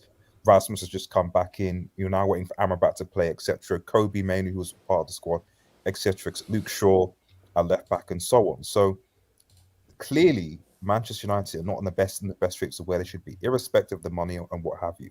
However, like practically and realistically, it's fairer to make an assessment when you've got 10 or 15 games on the belt, you've got access to you've got access close enough to your first team, and you've at least played against mid-table to say bottom table teams, because I don't count Brighton, Spurs, and Arsenal as mid-table to bottom table teams, and that's 3 out of your 5 games. Talk to me when we played against, the likes of, Palace and Brentford and Sheffield and Luton and all those things, because you expect Manchester United to win those points. If they win those games, home and away, then chances are, because realistically, and I'll keep it aside because United fans, no realistic Manchester United fans think that United are going to be challenging for the title this season or Champions League. We're not. We're not going to do that. I never had that expectation going in. So what exactly is it for the expectation of United fans this season? Secure Champions League, maybe get a good cup run / secure like a Carabao FA Cup trophy. So as far as I'm concerned, that's still on the table. You don't need to get 5th. So I don't really get why everyone is so, well, not everyone, but certain Argentine fans are so, when they're Ten Hag reaction to what? What is it? What are you expecting? That's coming to what? And that's my thing. I don't get it. Because my thing is, okay, you sack Ten Hag, and that will not be manager number 7 who now has to deal with all of the things from Ragdick and thingies. So again, when you say Ten Hag, again, it's like you have to be realistic. Who you bringing in? So let me Wesker, talk to me. Where are you with this whole Ten Hag thing? Just one final point. And like I said, I know people like United playing Glazers, but as I've said, as someone who obviously lives in Newcastle, at the end of the day, even though I'm not, I'm not here going to say, oh, but it's important. But what I will say, and I always say, as someone who lives in Newcastle, obviously now, is that when you do get change in management, you get a change in the culture. And the reality is, as someone who lives up in Newcastle, I've seen the change in culture from the Mike Ashley era to what's happening with the Saudi era now. So at the end of the day, it's not a coincidence that you're having the same results, the same teams, the same negative, same over and over again. If it's continuous over a decade now, it can't just be on the manager. It has to be on ownership. So the reality is, if you want the culture, if you want this mentality to change, you have to change fundamentally. You have to change the ownership. That's what happened at Newcastle. It's up to United. But sorry, I'm gonna be out. So I just want to make a question for White. Oh yeah. Go for Paul. Paul, go for it. Yes, for United fans, and it's just that the problem is, you see, United has been I think the team that has spent the most money, basically. Not in this, just in this summer, because that's or in this last year, that's been Chelsea. But we're talking about we've clowned Chelsea. Me, I've been the first. And do you remember, Ishich, when I told you that the problem is you spent money when you didn't have to, and you spend so much money and you have a mediocre team. I don't think exactly the same with United, but it's true that if you look at their players, let's be honest, like, for the amount of money the Glazers have spent, you don't have a squad that can fight against Madrid, that can fight against City, that can fight. No. But then, Paul, my question is, are these Ten Hag players or not? Because whenever I asked United fans, they said these are Ten Hag players, so he can't complain. What do we do now? So and also, see, my thing here is, and this is where everyone wanted to go into, is that did everything hinge on Frank de Jong? Because I thought the idea was, oh man, look at what these Ajax guys are playing. He's going to come in and give United an identity and a personality. And I thought, okay, for him to do that, I think Frank de Jong was very key in really molding the midfield and really bringing in that kind of an Ajax way of moving the ball, one touch. But he didn't get Frank de Jong, but cool, you didn't get Frank de Jong. Get the next best thing. But what Ten Hag has done is, okay, I'm at Man United, it's now about Gid. Here's the thing. Losing is bad. But you will get more abuse from fans if you lose while playing badly. If you lose while playing well, fans will still be unhappy, but it'll give you a bit more leeway. The issue now is Ten Hag has abandoned his philosophy because he doesn't have his players and just tries to be like, okay, look, I can't play that way with Bruno and everything. But Paul, I'm confused. He wanted Mount. That's the guy you wanted. You wanted Anthony. These are your guys. So if these are your guys, you can't. How much complaining can you do, Paul? That's a question for YSK and RDS and how they feel about it. Because so I'm gonna be out. Wish you a good stream. Good luck to United and everyone. Hala Madrid, bro. Hala Madrid. Hala Madrid. No, Paul. No, don't accept it. Don't accept it. Don't accept it. No. Hala Madrid myself. To himself. No. YSK, that was to him, not to you. Paul, that's to you. I accept Hala Madrid, but not because you're a Madrid. Good. Thank you. YSK, you're not accepted. Okay, YSK, talk about your real club. Talk about your real club, based in Manchester, England, not in Spain. Can you bring up my AVH? Well, before I bring up that, I want to first show this. Wow. What? So I'll just put. What are you doing to your black bubble? Come on. Okay. He cooked today. Not gonna lie, he cooked. Mental. No. Mental health is a real thing, HH. And it's as a United fan, it's difficult right now. I'm not gonna lie, it's difficult. Seeing your team get reimagined at the crib is not nice. Like, it's not a good feeling. And especially when your ex-players are stat padding against you, it's not a good feeling. And this whole mid-off against London Blues, it's not That's not what any of us. All we signed need are up 3 points. for. All we need are that's 3 not- points, bro. You know what the scary thing is? Even if you win against Bournemouth, when you win against Bournemouth, If we win, when you win against Bournemouth, you still Yeah, only be when. 1 point. You still only be a 1 point ahead of a disaster-filled, calamitous Man United side. So Also, bear in mind, YSK, they're going into a worse run than we are. So, like, Yeah, we at least have a good 4 games where we pick up points. actually, hold These up. I guys think are wait, playing we can get to 8th. Hold up, can we get 8th? Yeah, you have higher goal. Yeah, Come on, eighth, come on, man. Kenny, let's get it. Let's get it. Because please, oh my god, because listen, okay, now please, no jinx. Or if we could just win, no more scroll down jokes for at least a week. We're saying when Chelsea Football Club If Chelsea win, when Chelsea Football Club beats Bournemouth tomorrow, they're going to break into the top 10 for the first time in about a year. So is that what we say? YSK, it's called baby steps. Struggle, man. YSK, it's called baby steps. Baby steps. Right. So I've seen a lot of Ten Hag outs. I've seen a lot of them today. Like it was trending at one point. Like it's now I'm on the verge. HH. Like there's only so much I can take. The only thing that's stopping me from being so reactionary is the fact that I know there is no suitable replacement out there. There's no one I can point out and say, that's the guy I want to come into the club, and then he'll for sure will sort this mess out. There's no one out there. No. Zidane's not a realistic option. Scaloni is a bricklayer and a street sweeper that Argentina found somewhere. I don't know where they found him, but no. At that point, I might as well just hire Messi as manager. And then also remember, like, Nagelsmann most likely will be German manager. But even if Nagelsmann was free, Nagelsmann would be a disaster for this United States situation. No. That would be a disaster. Yeah. But bro, this guy is pissing me off. Like he's getting on my nerves. Wait, who Ten Hag? Yes. He's getting on his in-game management is god awful. Like, I'm sorry.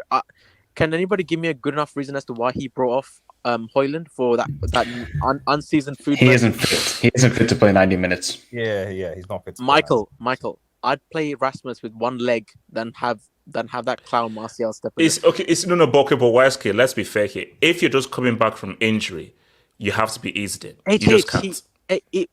Erasmus Højlund has got a history of injuries. He's got a history of back problems. This guy signed him for 70 M's. 70. He was injured at the start of the season. It wasn't like he picked up the injury once he was signed. He had that back problem at the start of the season. He signed him. He's 10 for 10 for all his players, bro. I'm sorry, like Ten Hag is 10 for 10 for all his players. Like, you sign bricks like Malacia and you expect me to like believe in a project. Like, what am I doing? And at least you can. Now, I agree with RDS. The run of games has not been easy.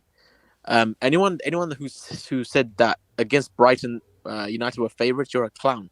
Because the form that they hold up. Your current Terry Flo was a clown. I mean, that's a given. I'm sorry, but that's like a given. I can't remember the last time Terry heard a W. To be honest, he's up there with you for most L's.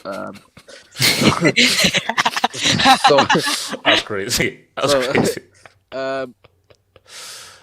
The reason why I can give him some slack, cut him some slack, is because of the run of games that United has not been. It's not been easy, but the next few games, I think up until City, all those games, excluding the CL games, in the Premier League games, are winnable games. They should. I'm sorry, 3 points need to be accumulated. Yes, One of those so basically, Burnley away, Palace at home, Brentford at home, Sheffield United away. Yeah, Sheffield United away. That's the only away game. Sheffield is the only away game. Exactly, the all home games. There should be. No. Burnley's away. Oh, sorry. Yeah, even still, even that. I'm sorry.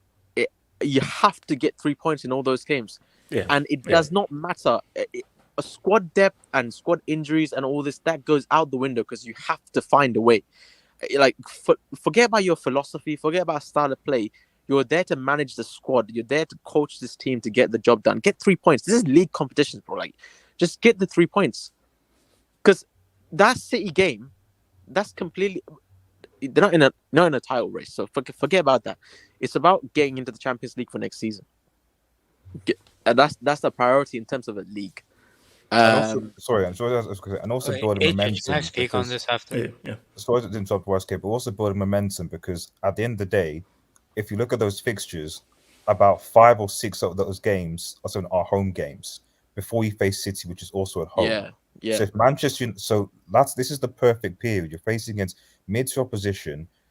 Some of your injured players are going to be starting to come back in Varane, number, etc. You have to build momentum somehow. So I'm looking at this and going, if Manchester United can't build momentum and win these games and then start off their season and then dip during this period where this should be a period of strength, then yeah, you're right. You have to look at Ten Hag and go, you're No. I think that's fair. That's fair. Okay, actually, wait. Let me come to Mike with this, and I'll come to you, AK Mike. What a glorious day! What a glorious day! See, you know what, HH. Mike, I saw you at halftime on Hassam's channel, by the way. So I know. Hassam's channel. Was I not right though, RDS? That first half was terrible by Liverpool. It was bold. Okay, well then I spoke facts. And what we do in the second half, we won the game. Did you win the game today? Oh, you didn't. Okay, so I'm no more being nice right now, right? It's 3 a.m. here in Finland. I'm on roofless mode right now. This club, Manchester United, who have been a thorn in my life, early days when I was back in primary school, middle school, all these United fans coming to me, oh, we won this, we won that. Great. The last 10 years, Manchester United are a joke of a football club. We have to just state it. They are a joke of a football club. Wait, so Fergie left in 2013. What's when did Fergie leave? 2013. It's 10 years. Wow, 10 years. 10 years. It's been now 10 years. And to be honest, okay, look. You can blame all the managers. You can definitely blame the owners. Like, owners, of course, have to take massive blame for what's going on because it's a mess. It's a mess. But United fans, they had all this chest after the season ended last year, especially to Liverpool fans, saying, oh, you guys in Europa League. Oh, you guys are playing Thursday night. RDS kept coming in my streams in the summer, June, July, saying, Mike, when's the Europa League draw? Okay, RDS. Be very careful. I always told this to RDS. I said, be very careful for what you wish for. Because right now, you can say, yes, you've had a very tough schedule. If I'm not mistaken, you didn't lose to Tottenham away for quite a couple of seasons, correct? And new manager. Okay, so you lost. And then you guys are going to come here and you're going to come on this stream right now and tell me that at home, where you haven't lost in 1 year, you're going to say, oh, we weren't favorites against Brighton.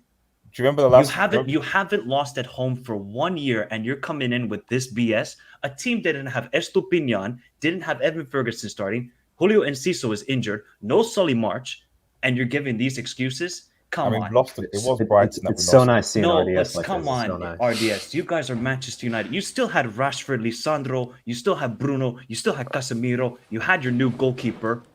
And they had a McTominay in midfield. McTominay in midfield. Okay, I don't know why he's starting, to be honest. And let's be very honest. Top scorer in the Euro qualifier. I understand you've had a very tough schedule, and it's okay. We've played this team and that team.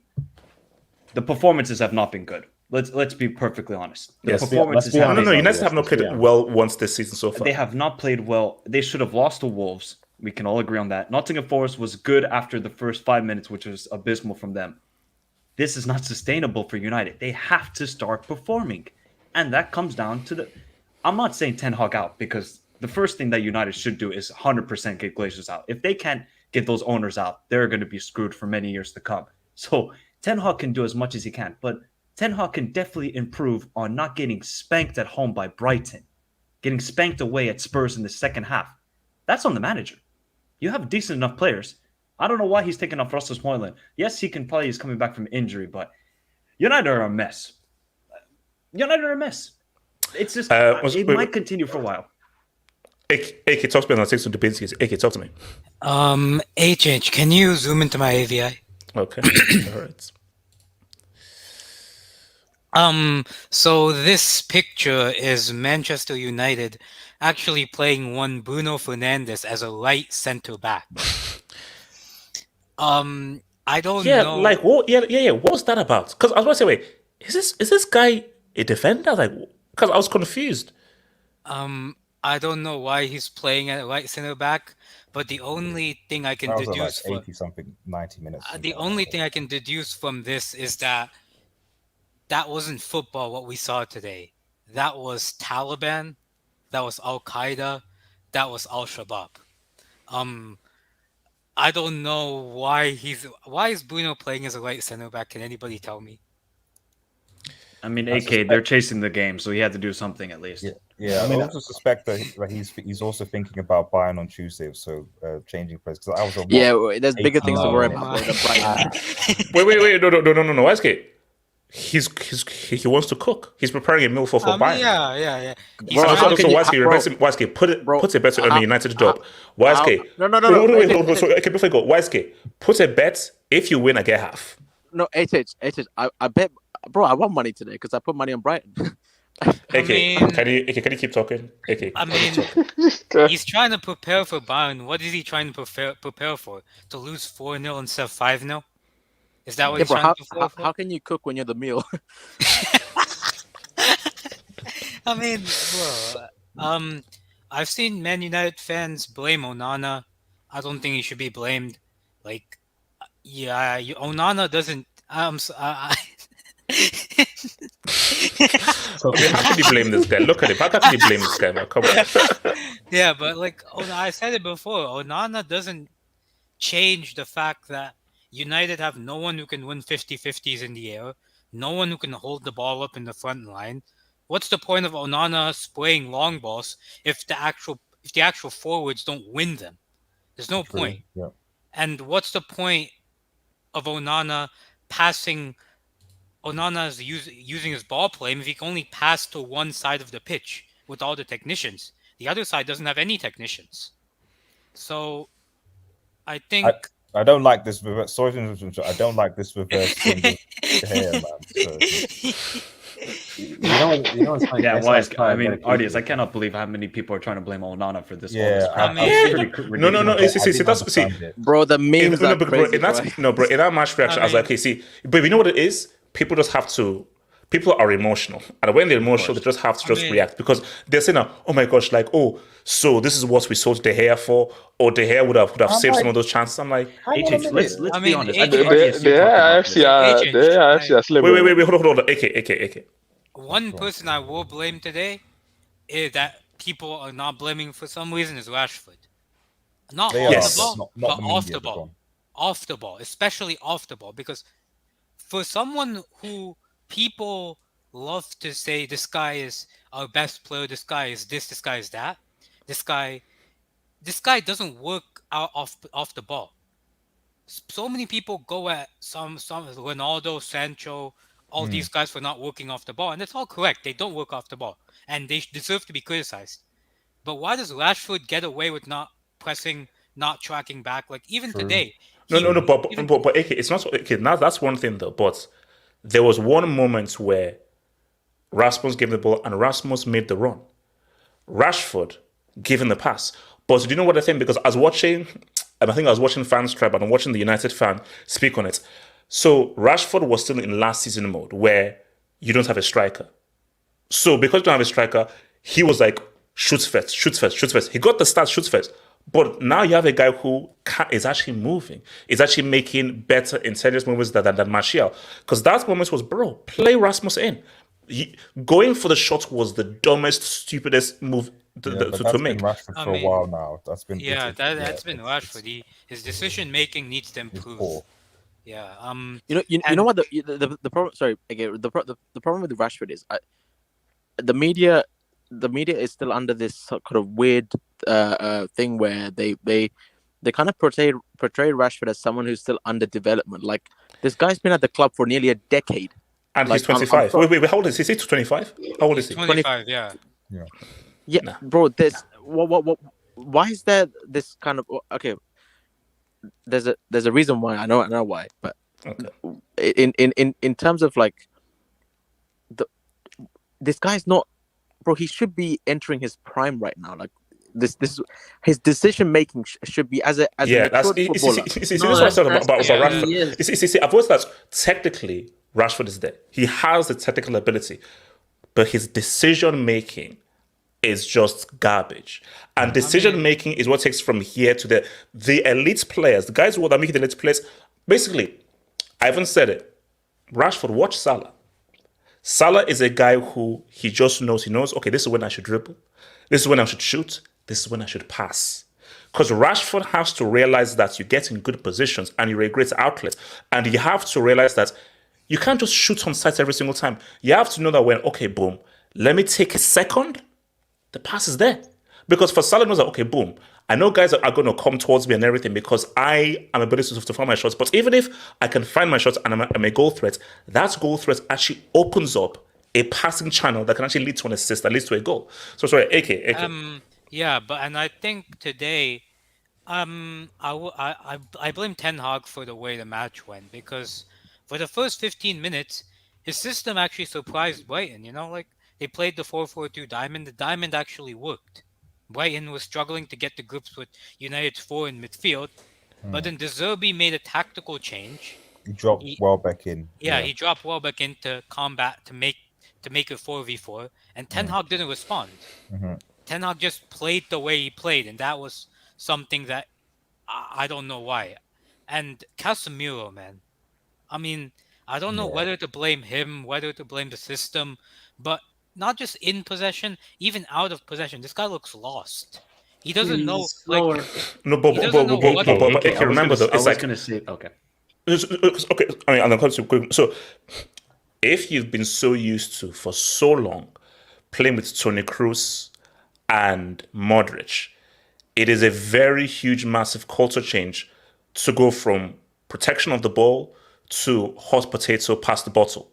So really, it's going from protection of the ball to spin the bottle.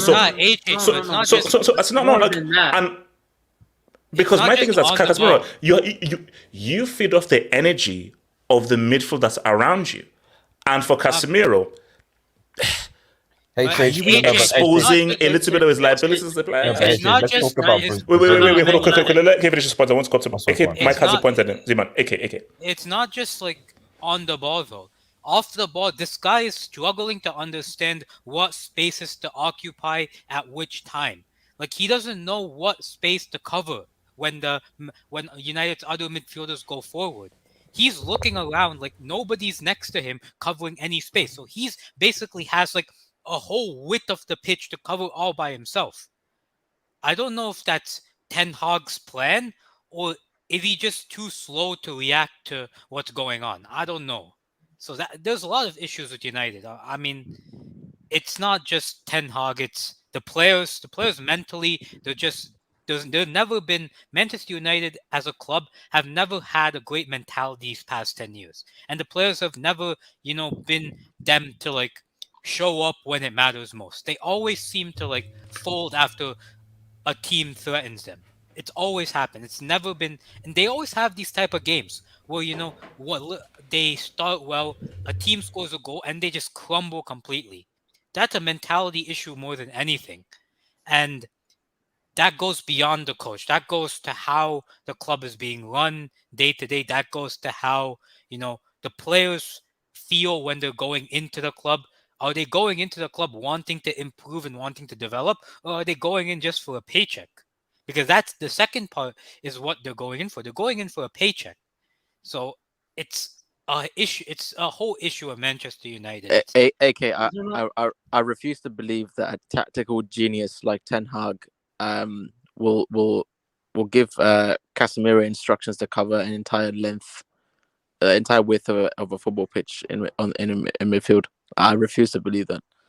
Okay. So Mike, you want to say something real quick and I'll come to Zim, Mike. Yeah, I was just going to quickly say that it just seems like United concede the same sort of goal as well. It's just the cutback, midfielder making a run into the box, and nobody tracking it. So RDS and YSK, do you guys kind of blame more on the midfield that they're not really doing their role, or is that more just like Ten Hag, like, okay, you've seen it now twice, why aren't you fixing it? But what? Go on. I was going to say, like, I think it will be interesting. I know people don't want to make excuses, but it'll be interesting to see what happens when Amrabat and Mainu come into the midfield. Because do you think Mainu's going to start? Yeah. I think Mainu would. I think Mainu, or at the very least, instead of you'd be ahead of Eriksen and McTominay. at the very least, who I think were partly culpable for some of the goals that United scored today, and actually going to be more mobile and more physical. Because, and people might hate me for saying this, but at the end of the day, our midfield did look better with Casemiro, Fred, and Bruno in it. Our midfield looked more balanced last season. 100%. Why? Because of Fred's tenacity, because his physicality, because his other sorts of. So the reality is, like, when you have 4 players, like, and when I saw Lamb today, I was like, okay, these guys might technically be okay, but these guys have no legs. And at the end of the day, putting technique aside, you still have to have legs to be able to win or combat in the midfield. And these 4 players, Casemiro doesn't have any more. His legs are gone. Eriksen's legs are dead gone. McTominay is good further forward. He's okay, but he doesn't have legs. And Bruno likewise, So I think that it will be interesting when you have players like Amrabat and Mane come in who do have that and are more tenacious. You might and Mount, does Mount change that? Well, at least Mount, in fairness, if he's playing for a forward, like again, he's got his legs, so see what happens. But he certainly has more legs than freaking Eriksen, So that's why I'm like, I want to reserve my judgment until I see that midfield, because as it stands right now, I agree with you. Like it's just not going to happen. So, but yeah, Wask, are you going to say something? No, I agree, and I think Mano is going to be an important part because. Bro, Casemiro can't do everything by himself. Like he's a quality midfielder. Even at his age, like he's still a competent enough midfielder to play in that United team. And obviously we'll see what Andrew Tate does when he comes into the team as well. If Mainoo wasn't injured, and gone in, I think the only reason why McTominay is actually still at the club, because he was rumored to be sold. Something is because Mainoo got injured.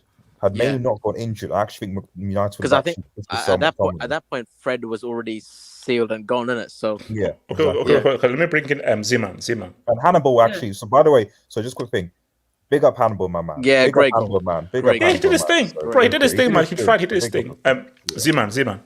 Yeah, when I look at Man United, aside from you could talk about the Glazers and how competent they are, but I also look at your squad build. It just doesn't make sense to me. You went for 2 players that are better up top as attacking midfield in the sense of Bruno and Mount as a pair, and you also went for Casemiro when I was even talking to Yasser, telling him that Casemiro is a good player if you bring around him players that can build up around him. So someone like Casemiro and De Jong would make sense, or someone of that mold that can build up in the first phase.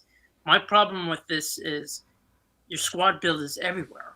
Like you brought Mason Mount, but clearly we've seen that midfield doesn't work with each other. And the whole idea was, well, is Mason Mount a starter or is he a bench player? Is he coming off the bench? There's still questions in that aspect, and you guys spend a lot of money to bring him in.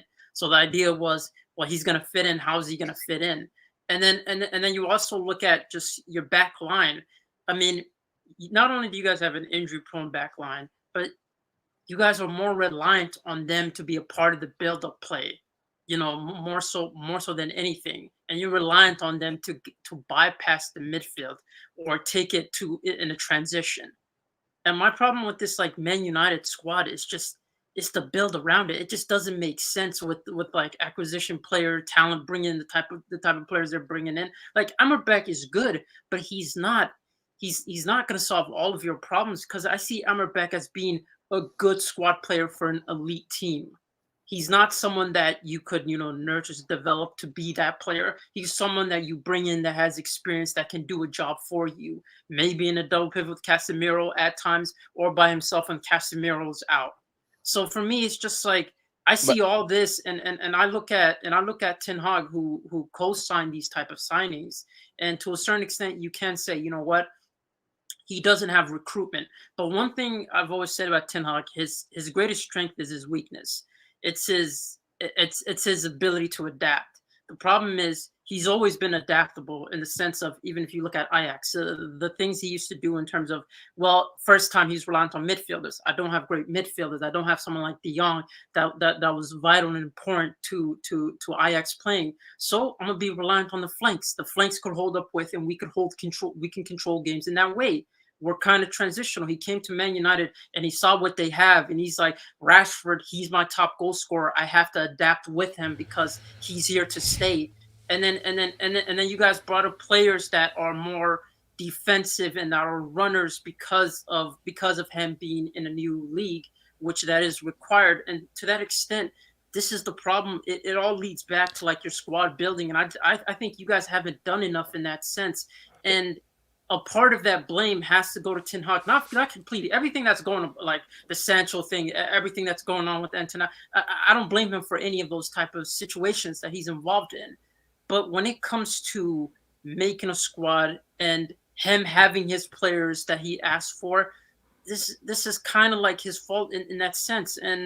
And for me, it's just like, where do you go from there? What's your player acquisition? Because I still feel like you guys don't have a complete midfield, even though you guys have bought, 2 midfields along with another youth academy that can help you in the midfield.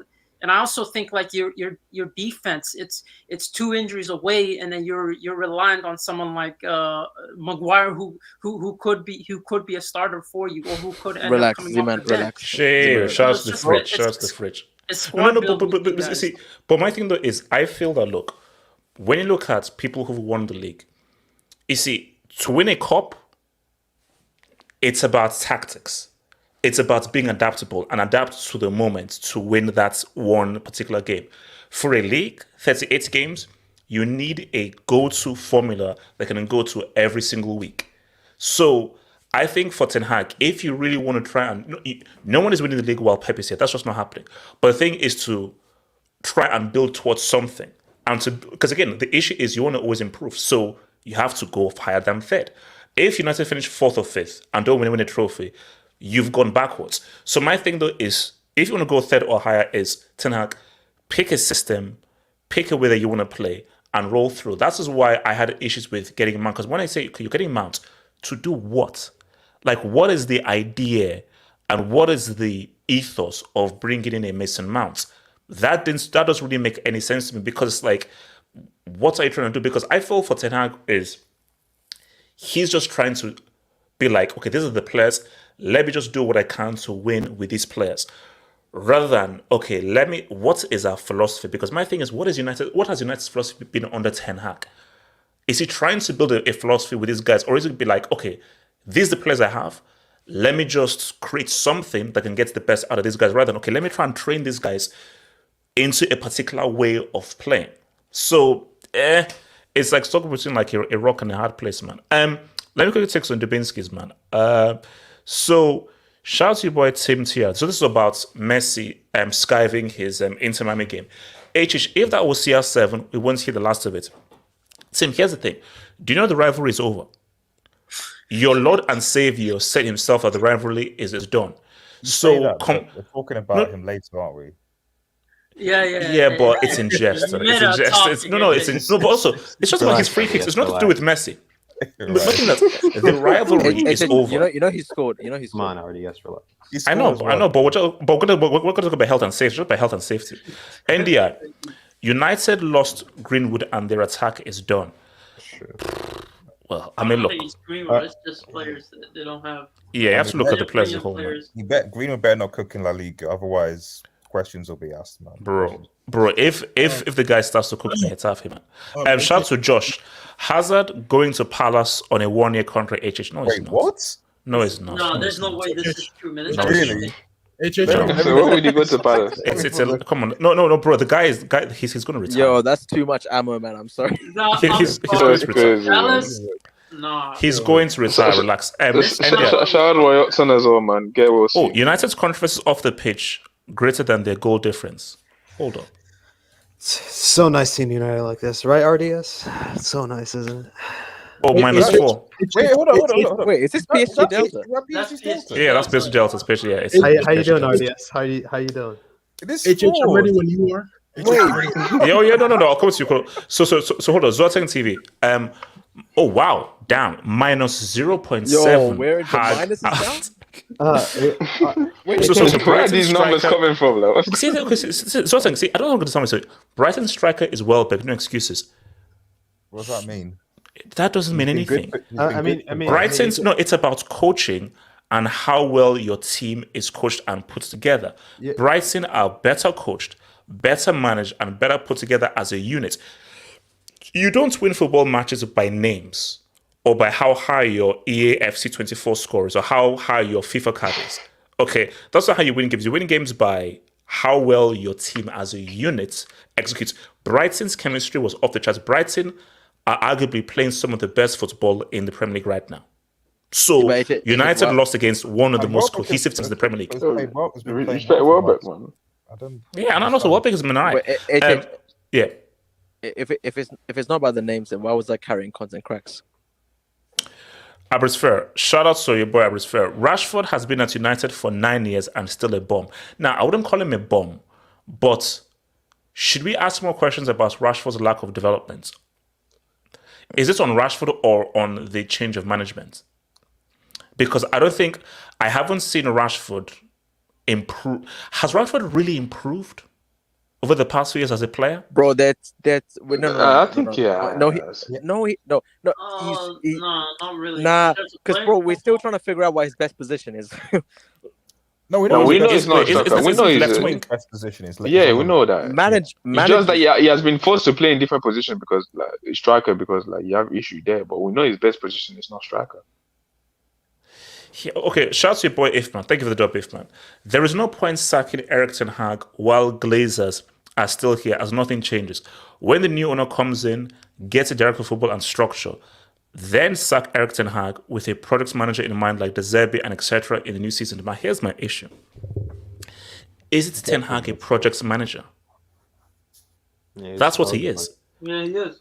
So because I thought, again, Waske and Ares, tell me if I'm wrong, I thought the idea of Ten Hag was, okay, we want you to try and build something and bring some stability into this team. That's what they wanted with Ole, but Ole just did not have the experience. But with Ten Hag, who actually has UCL experience and much more better experience than Ole, you want him to. So the issue is not Ten Hag. The issue is get a director of football, get better structure to now further help Ten Hag to now get what he wants. Because I think the big issue was, maybe that wasn't on Ten Hag. Why wasn't there an alternative Frankie de Jong? Because the main thing in the front is that we want a midfielder that can control the game, that can set the tempo. So also, Ajax's system was very different to what it is at United. Yeah, Ten Hag wasn't the guy.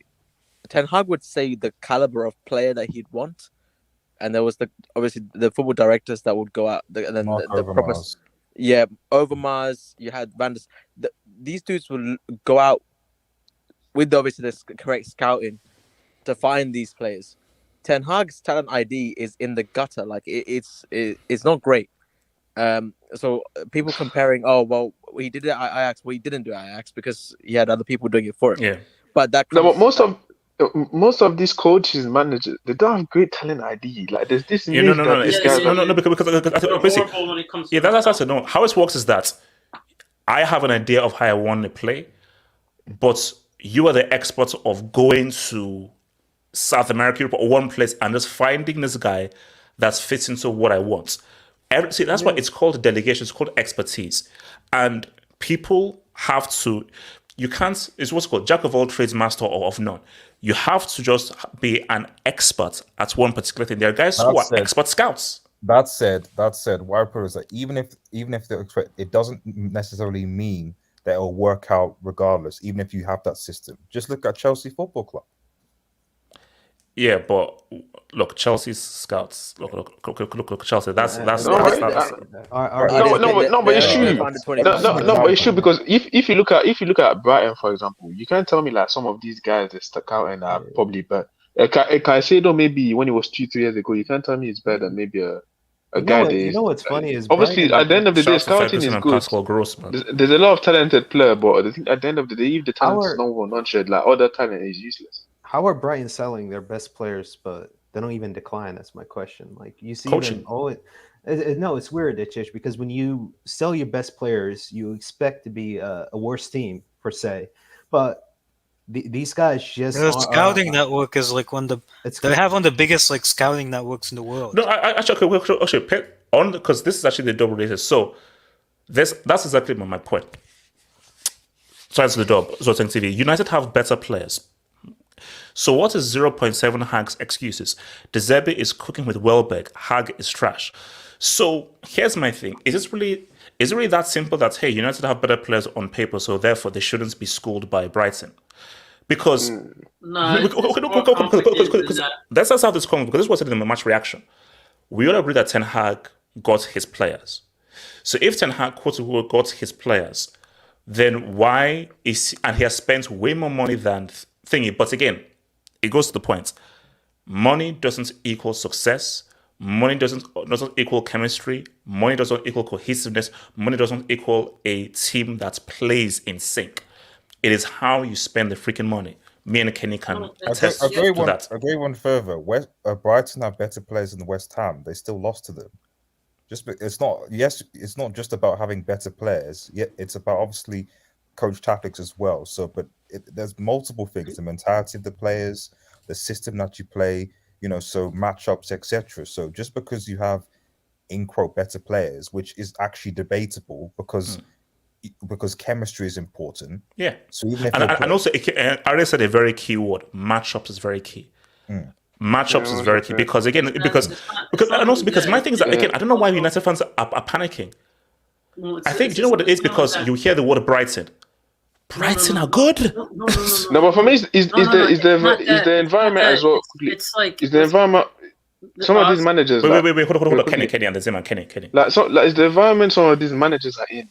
Because it's like a Potter before he came to Chelsea was like this great guy at Brighton, and then he comes in all of a sudden he's a poor manager. Exactly. Like the Zerbi, no one heard about the Zerbi. And the Zerbi was at Sassuolo. Is it Kenny? Thank you. Exactly. Zotan TV, I'll ask you this and everyone else. So if De Zerbi, Ten Hag is fired now, De Zerbi comes in afterwards. United are now suddenly amazing. That's my problem. That's my problem with people like assessing managers that aren't put in these type of circumstances where you have more fans looking at you. You have the general public on you every single time, and you're more results based than Brighton. And the team isn't settled. You're coming into a structure that isn't settled and player acquisition that is a complete mess. Yeah, because we've seen it plenty of times. We've seen managers that have played good football, but once they come to a club where results oriented it is not about developing players to sell them. You have to get the job done. Where's the league title? Where's this? Where's that? Where's the trophies needed? Wait. And also, Zeman, let's not forget as well. De Zerbi, you were coming in to a team that was functioning well. Yeah. Ten Hag, you were coming into a problematic situation Ten Hag, you came into, isn't it United's worst finish ever, or was that Moyes?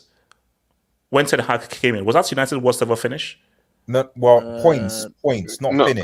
Points. So basically, Ten Hag was coming into United's worst ever points ever finish. De Zerbi, you're coming into a team that performed so well, Chelsea felt they need to hire that manager. So De Zerbi was coming into a far better situation than Ten Hag was. So you've got to take that into account. Because again, I ask this again. Are you sure if De Zerbi was hired tomorrow, De Zerbi will start getting United playing like Brighton if it was hired tomorrow? The answer is freaking no. Nagelsmann is great. Nagelsmann went to Bayern. The expectation on Bayern was higher, even though I still think he should have been sacked. No, but at the end of the day, if you ask any Bayern fan, we kind of sort of saw it because the expectation of Bayern would go higher.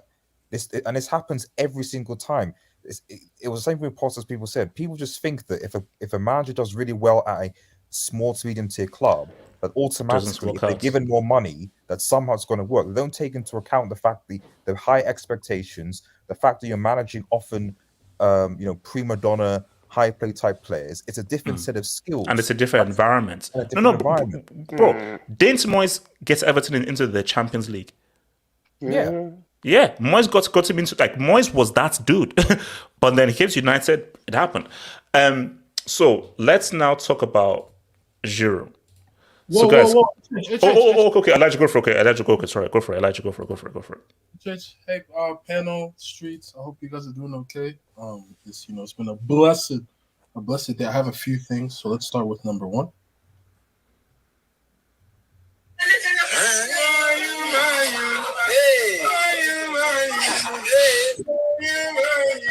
Hey, Church, can you please pull up my ABI, please? Oh, sure. All right. Oh, boy. Shout out to my Niger peeps. HH, we were told eras are gonna end. HH, we were told that they were back. HH, we were told, Ten Hag is the second coming of Sir Alex. Who said that, Elijah? Who said that? I don't know. PSG. That's an internal question. I think it was RDS, but I think so. Yeah, I heard. You know what? I'm not gonna say names. Sorry, Elijah. I don't understand your non-UCL speak right now. So, say that again. I can't hear you. You're all the way I down. don't understand the non-UCL language. There's an echo coming out of you. You're all the way down there in 13th. You're so far away. RDS, there's a huge echo coming out. I'm sorry. Yeah, all the way down in 13th. 13th is it's a very hollow spot where you're at right there. Also, I want to thank the Arab community for this gift that has been given to my football club. My love for Big up. That's RDS club love owner. for the Arab community has now gone up tenfold. Ladies and gentlemen, I think this guy, if he wins another trophy, HH, I'm gonna end up putting him higher than Stevie G. Oh wow. I just want to thank the Arab community. I want to thank Egypt. I want to thank Africa. Elijah, talk on Bloody United, man, please. Oh, Because okay. I need to get some Giroud. I need to cook Giroud. As you know, I've come to the understanding and the epiphany that if Manchester United were to sack Eric Ten Hag, it's not going to get any better for them. I think this week we could be looking at the possibilities of demotion, relegation, leveling down to the second division. HH, I have some stats. Come on, Elijah. That's incredible.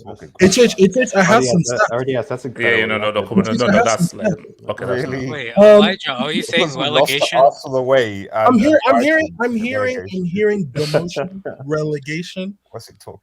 Leveling down, losing XP. Manchester United have picked up 3 defeats in their first 5 matches of a league campaign. For the first time since 1989-1990. They finished 13th that season. Amazingly, they ended up somehow still won the FA Cup. I don't know how. Crystal Palace tax though.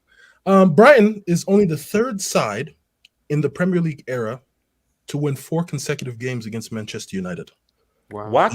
The other two are Liverpool back in 2000 to 2002, and Man City from 2013 to 2014. So it's a bogey team, man. Shout out to Brighton. It gets worse. Where's the trophy? It gets worse. It gets worse. Yeah. Ten Hag's side have now conceded 10 goals in the last 4 games, and have conceded more than 1 in 4 successive league matches for the first time since 1979. The team that won the league that season, continuing. Nottingham Forest were defending league champs by that time. 6 points. You didn't have to do that, bro. 6 points from their opening 5 games. 6 points from their opening 5 games represents the worst start since 2015 under Van Hater, Van Gaal. Elijah, don't let United finish above you guys by the end of the season. Don't let that happen. Because we see, because Elijah, you say all this stuff. You say all this stuff. Let him cook. Let him cook. Look, Gatlock, man. 280. Let him cook. Gatlock, 280. No, 218.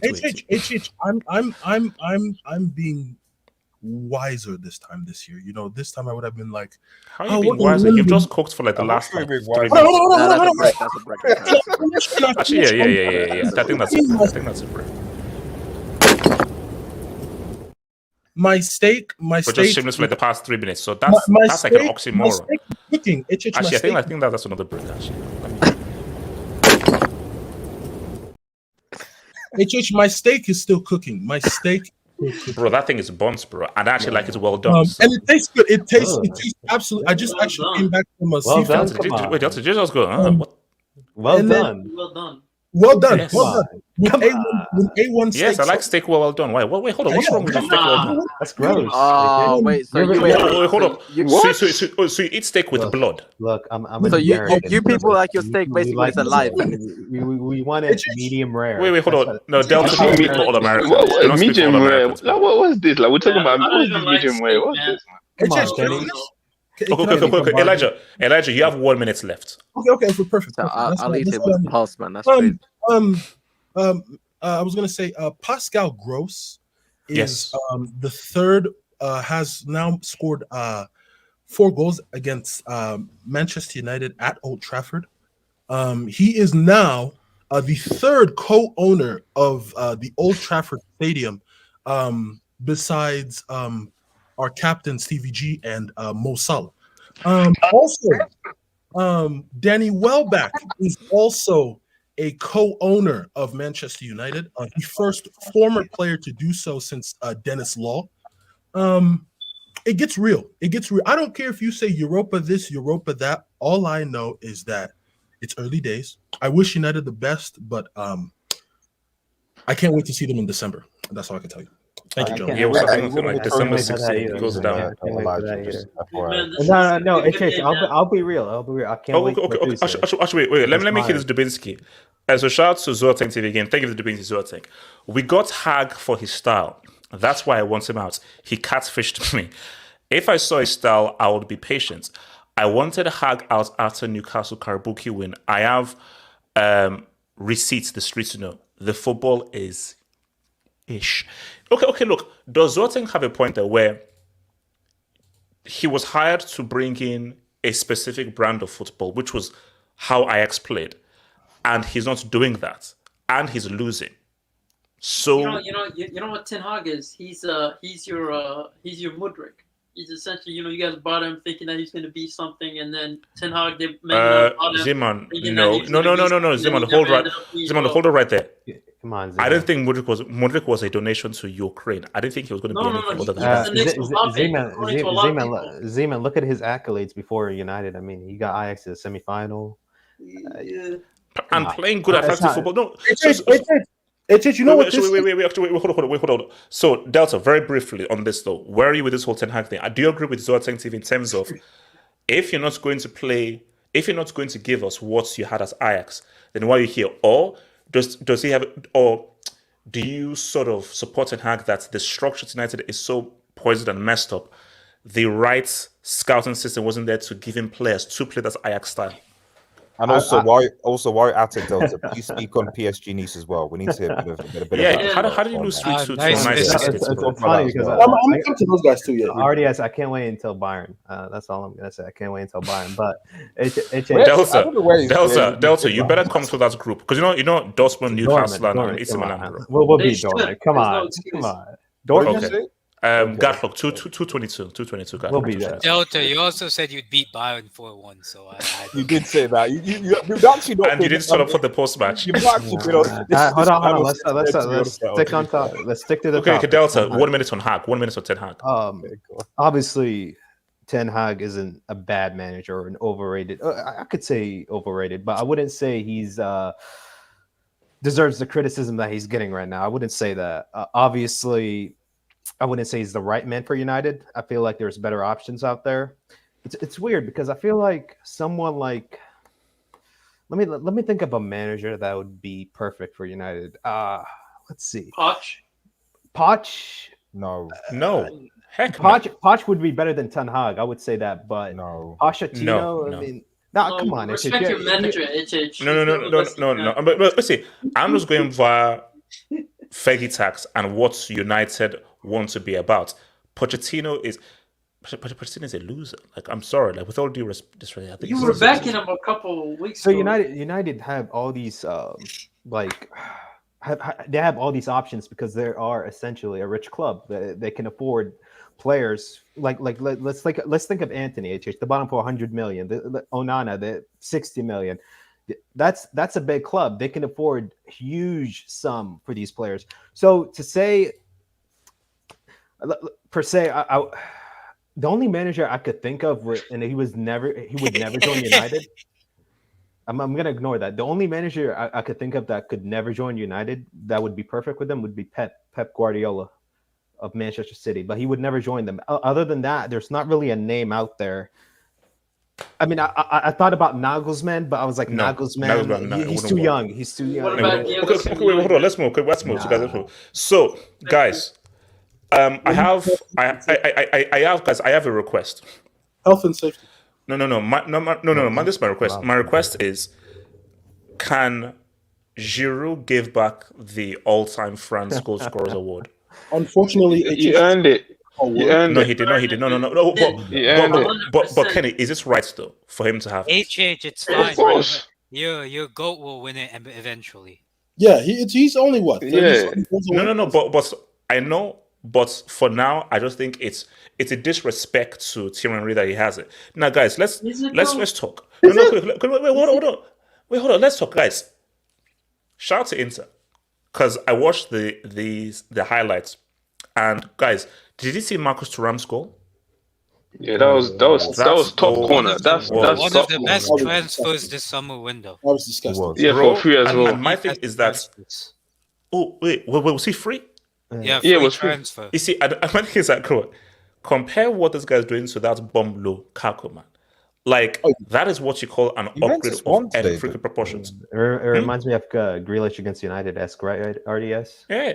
So no. See, but my thing here is, look, see, I think that Simone Inzaghi is cooking something here.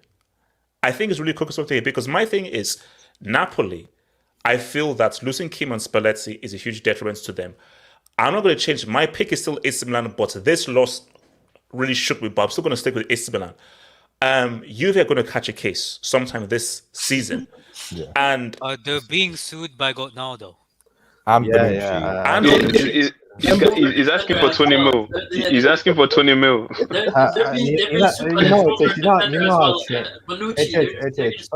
talk about that. Wait, guys. Are you still going to exist in the next few years? Because I think that's going to be a lot more guys trying to sue these guys, man. You know, because they said they owe them like payments and stuff like that. I'm like, you have to pay your fines. You have to pay. Yeah, like you sign contracts. Like you can't just leave. Like you can't just leave like that. Like, what's going on? How do you sign a contract and you don't pay someone after they have a contract? No. Actually, guys, hold on, guys, pause. Has this ever happened when a player has sued a high-profile club of Juve stature before for unpaid wages? I don't think it's happened. But in terms of like a high-profile club of Juve stature. You know what Juve did? They said, we're not going to pay them. Let's just wait until they complain about it, and we're going to pay them. Yeah, you see. So, no, but my thing. So, guys, what are we saying about Inter? I mean, Zimmer, what are you saying about Inter? I think Inter, Serie for sure. Is it too cheesy to say they can do another UCL run? No. I think that's cheesy. For real, bro. They got the luckiest straw possible. Yeah, easy group, easy ass group. I don't know. So I don't know if the brackets are. Come on, Z-Man. You can't say that, man. You got Bayern and Barca. Come on. No. I'm talking about the round 16. The way they had to defeat. So I don't know if that's going to be the case next season. I don't see them making it that far. If I'm being honest, I don't see them in the semis. I see them listen, man. They're probably going to win Serie. I think they're one of the best contenders for it. I just don't see what they can do in the Champions League, specifically. What if Marcus Thuram cooks? So you don't think Marcus Thuram can cook? Oh, okay. Here's the thing. What if Marcus Thuram cooks, and what if we have 80% good Lautaro and 20% bad Lautaro? To be honest with you, Lautaro he's not the worst player out there. But I still don't think they have enough, man. I feel like, let's be honest, Man City's most likely going to reintroduce the Champions League, bro, into the new format. Like, it is what it is. And plus, I just, if you look at the brackets, unless they get an easy bracket where they're because my thing is, remember, Simone Inzaghi is a very good cup manager. He's a very good cup manager, and I think he's very good at he's a really good tactician. And my thing is, we've already said that, look, if they run into City, boom. I feel, basically, I have believed that Inter can beat more. I trust Simone Inzaghi against pretty much any of these teams apart from let's say, a City. You know, I don't like know. I saying that. What did you say, Bayern? I don't know, bro. I feel. I believe we can beat them, HH. Well, I let's believe we can beat not them. go too far because last time you said that, you No, know, no, what but that was Bayern. No, That I was don't know about PSG. I'm not putting money on a team who can beat a bunch of biscuits. We're concerned. You guys are struggling against Nice and that. RDS, Delta, if you right can't beat, if you can't beat a bunch of custard creams, man, I'm putting money to beat Inter, bro. So wait, RDS. I mean, not RDS. HH. Do you believe we'll make it out of this group? Like, truly, do you believe we can? Delta. No, I'm asking. No. if he believes. I'll take a rain check on that. I'll take a rain check. Let me first. But games. what Inter do have for them is that they kind of do have some continuity. So they have the same manager. I think he's been there for like 3 years now. And they have a lot. But here's the key thing, Kenny. Though Brozovic, I think, is a big loss. That's I think last year there was during the Champions League one, he didn't even play that. Like, he played, but it wasn't. But just having him as an option, I think. Yeah, that's true. That's true. I think in the midfield, they don't really have a proper DM. They're playing like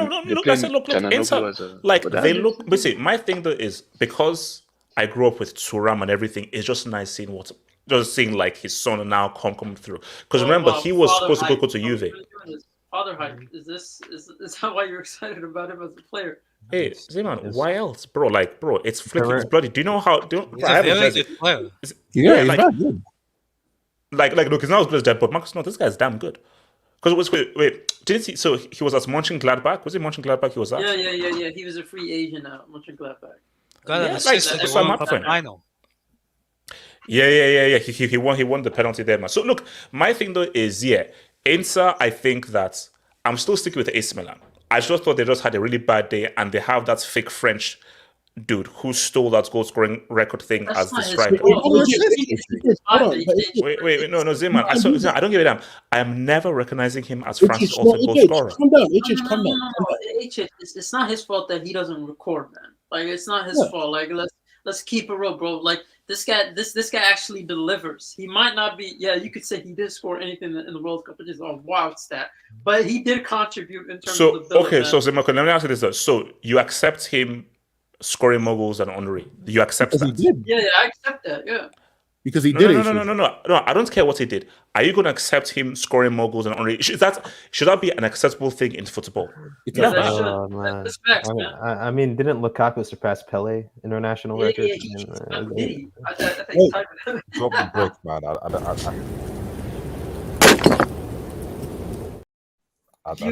And I muted and I blocked the Twitter accounts that posted that trash. What about Depay? Because if you put Pele and Lukaku in the same sentence, you deserve to be jailed for life. I also think like he has more goals for Inter than R9. Oh boy, that's pretty scary. That's tough. You just touched a nerve. Shut your goddamn ass up. That was Elijah, I thought you were going to change your story conversation, man. We told you that. I thought HH was going to yellow card at KC for that. I can't lie. Okay, wait, hold on. Okay, so let's now, guys. I wouldn't be fair here. Now, Delta, you're not allowed to talk on this topic. Come on, so come on. You know you're not. You're not allowed to talk on this topic. Okay, with that, I'm out. Peace, guys. RDS, stay. RDS, stay. We want you to. No. This is guys. This is not a cooker session. Because I want to first start with goals. So Al Nassr won 3-1, and we had goals from Sadio Mane, Talisca, and Cristiano Ronaldo. So I want to first start with Cristiano Ronaldo scored. He scored against Al Nassr, and I think I applaud Cristiano for what he's doing at his age in Saudi Arabia. I want to start off well. And guys, this is just a very simple thing. And it's just and I asked this to the panel, and asked this to the streets. Should Cristiano Ronaldo stop taking free kicks? Casey, should Cristiano Ronaldo stop taking free kicks? Or should he keep on trying and keep on going and keep on persisting? Who else do they have though? Al Nassr for free kicks. Mane can try. Because I don't think my Mane thing has though taken a is free kick. he in his latest free kick, he almost broke the neck and face of a cameraman. And my thing is, I remember it wasn't even a bad free kick. Like, it just missed the goal by a little bit. Yeah, I know, but Like, some of his free Casey, kicks. it could be a health hazard. My thing that is because he strikes the ball very hard. It's a hell hazard. And my thing though is there's no shame. Cristiano Ronaldo, what you're doing at the age is already incredible. You have one of the greatest careers we've ever seen in football history. You are the greatest Champions League player of all time. Your legacy is set. Your legacy is set. You have nothing else left to prove. You've got nothing left to prove. So there is no embarrassment or shame saying, I can't take free kicks anymore. Maybe with your knee, injury, whatsoever. But there is no shame in saying that I can't do this anymore. No man, what's your thoughts? Should Cristiano Ronaldo, one of your greatest players for Real Madrid, should he stop taking free kicks? Because he simply doesn't have it anymore. Well, if there's someone else, then it's okay, but then they don't have anyone else, right? So he's gonna keep on taking them. But no man. Surely Mane can at least attempt. Surely it's better to actually give someone else an attempt because he's not good at them anymore. So you're saying that nobody else should even have a chance or attempt to take it? Because It's on the manager, nothing right? ventured and nothing gained. Yeah, but it's on the manager. The manager watches them practice. The manager watches them train. The manager watches them perform, right? So if the manager thinks that Cristiano should take them, I mean, it's on him. What can we say? Zeman, where you at with this, man? Cristiano and these free kicks. No, I generally just enjoy his attempts. If I'm keeping it real, I remember the World Cup one man wall. Ever since then, man, I fell in love with this free kick. So I'm gonna keep it real with you, man. I look for. Do you know the guy was spinning after he hit him in the head? This guy was spinning around and he didn't even know where he was at. Yeah, he was unconscious. Yeah, he's unconscious. But in all honesty, bro, it's like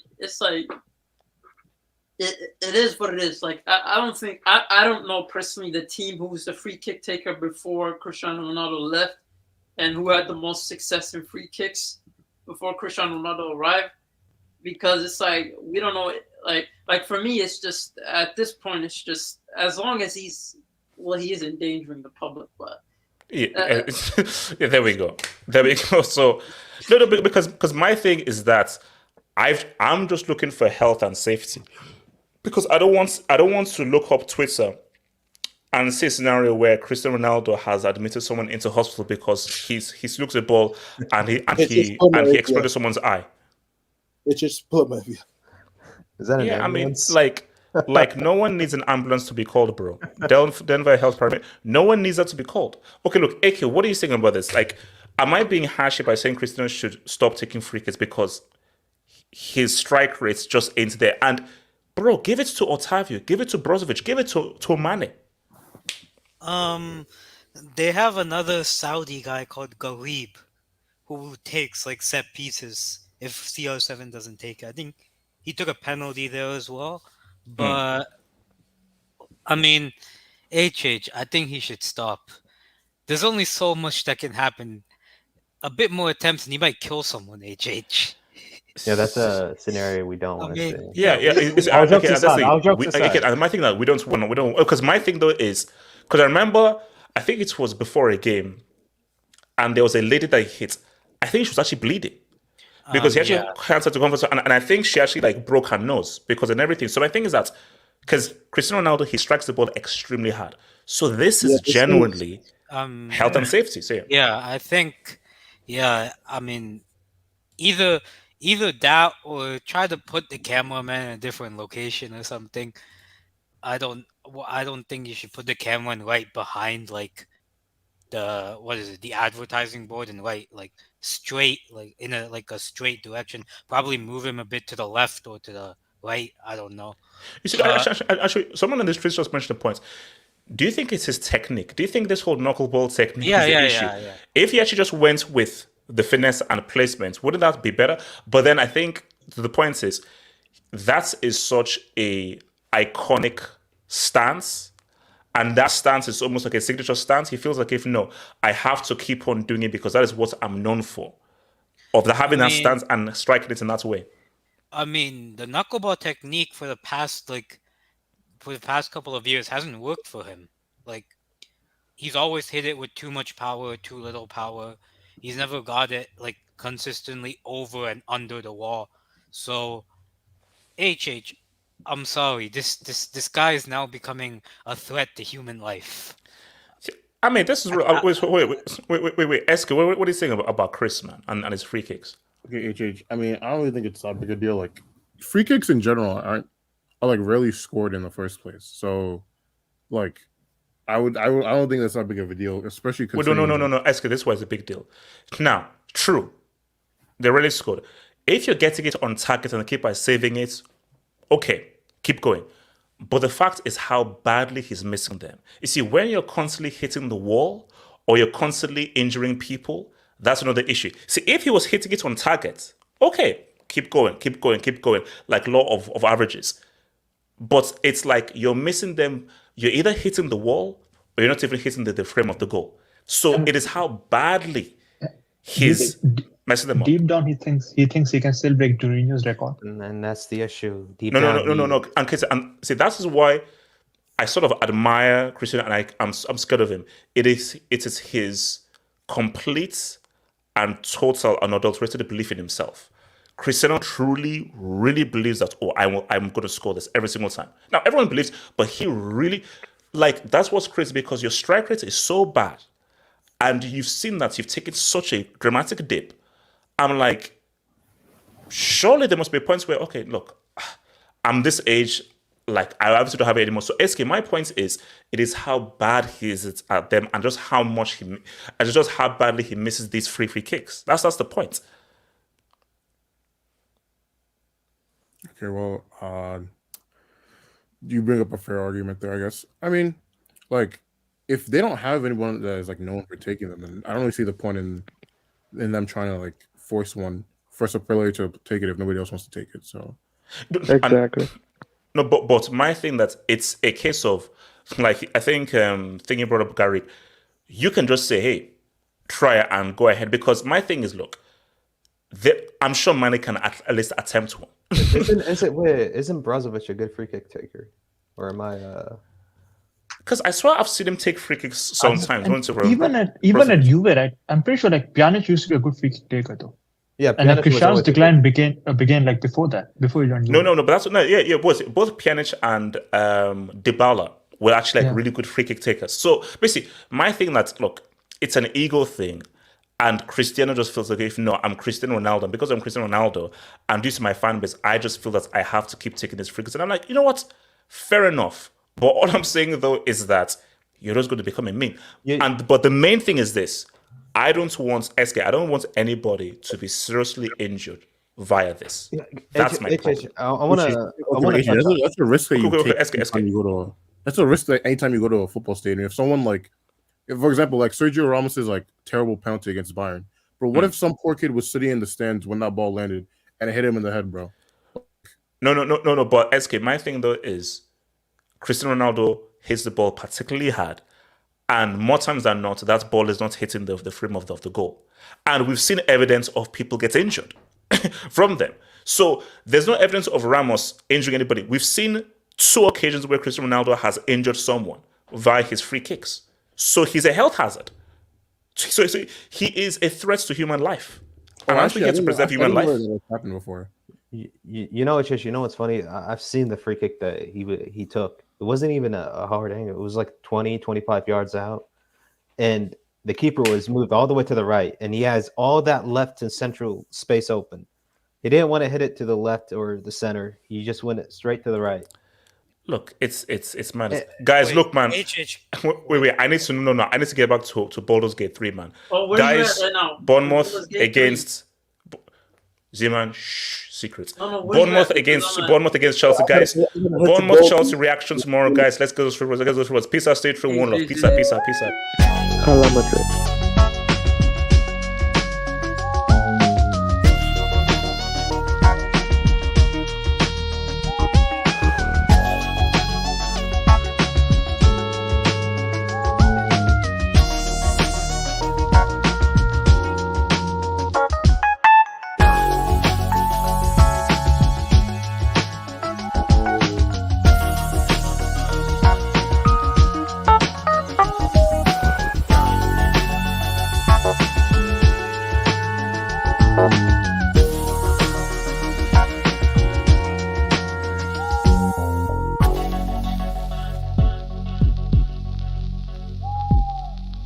so much.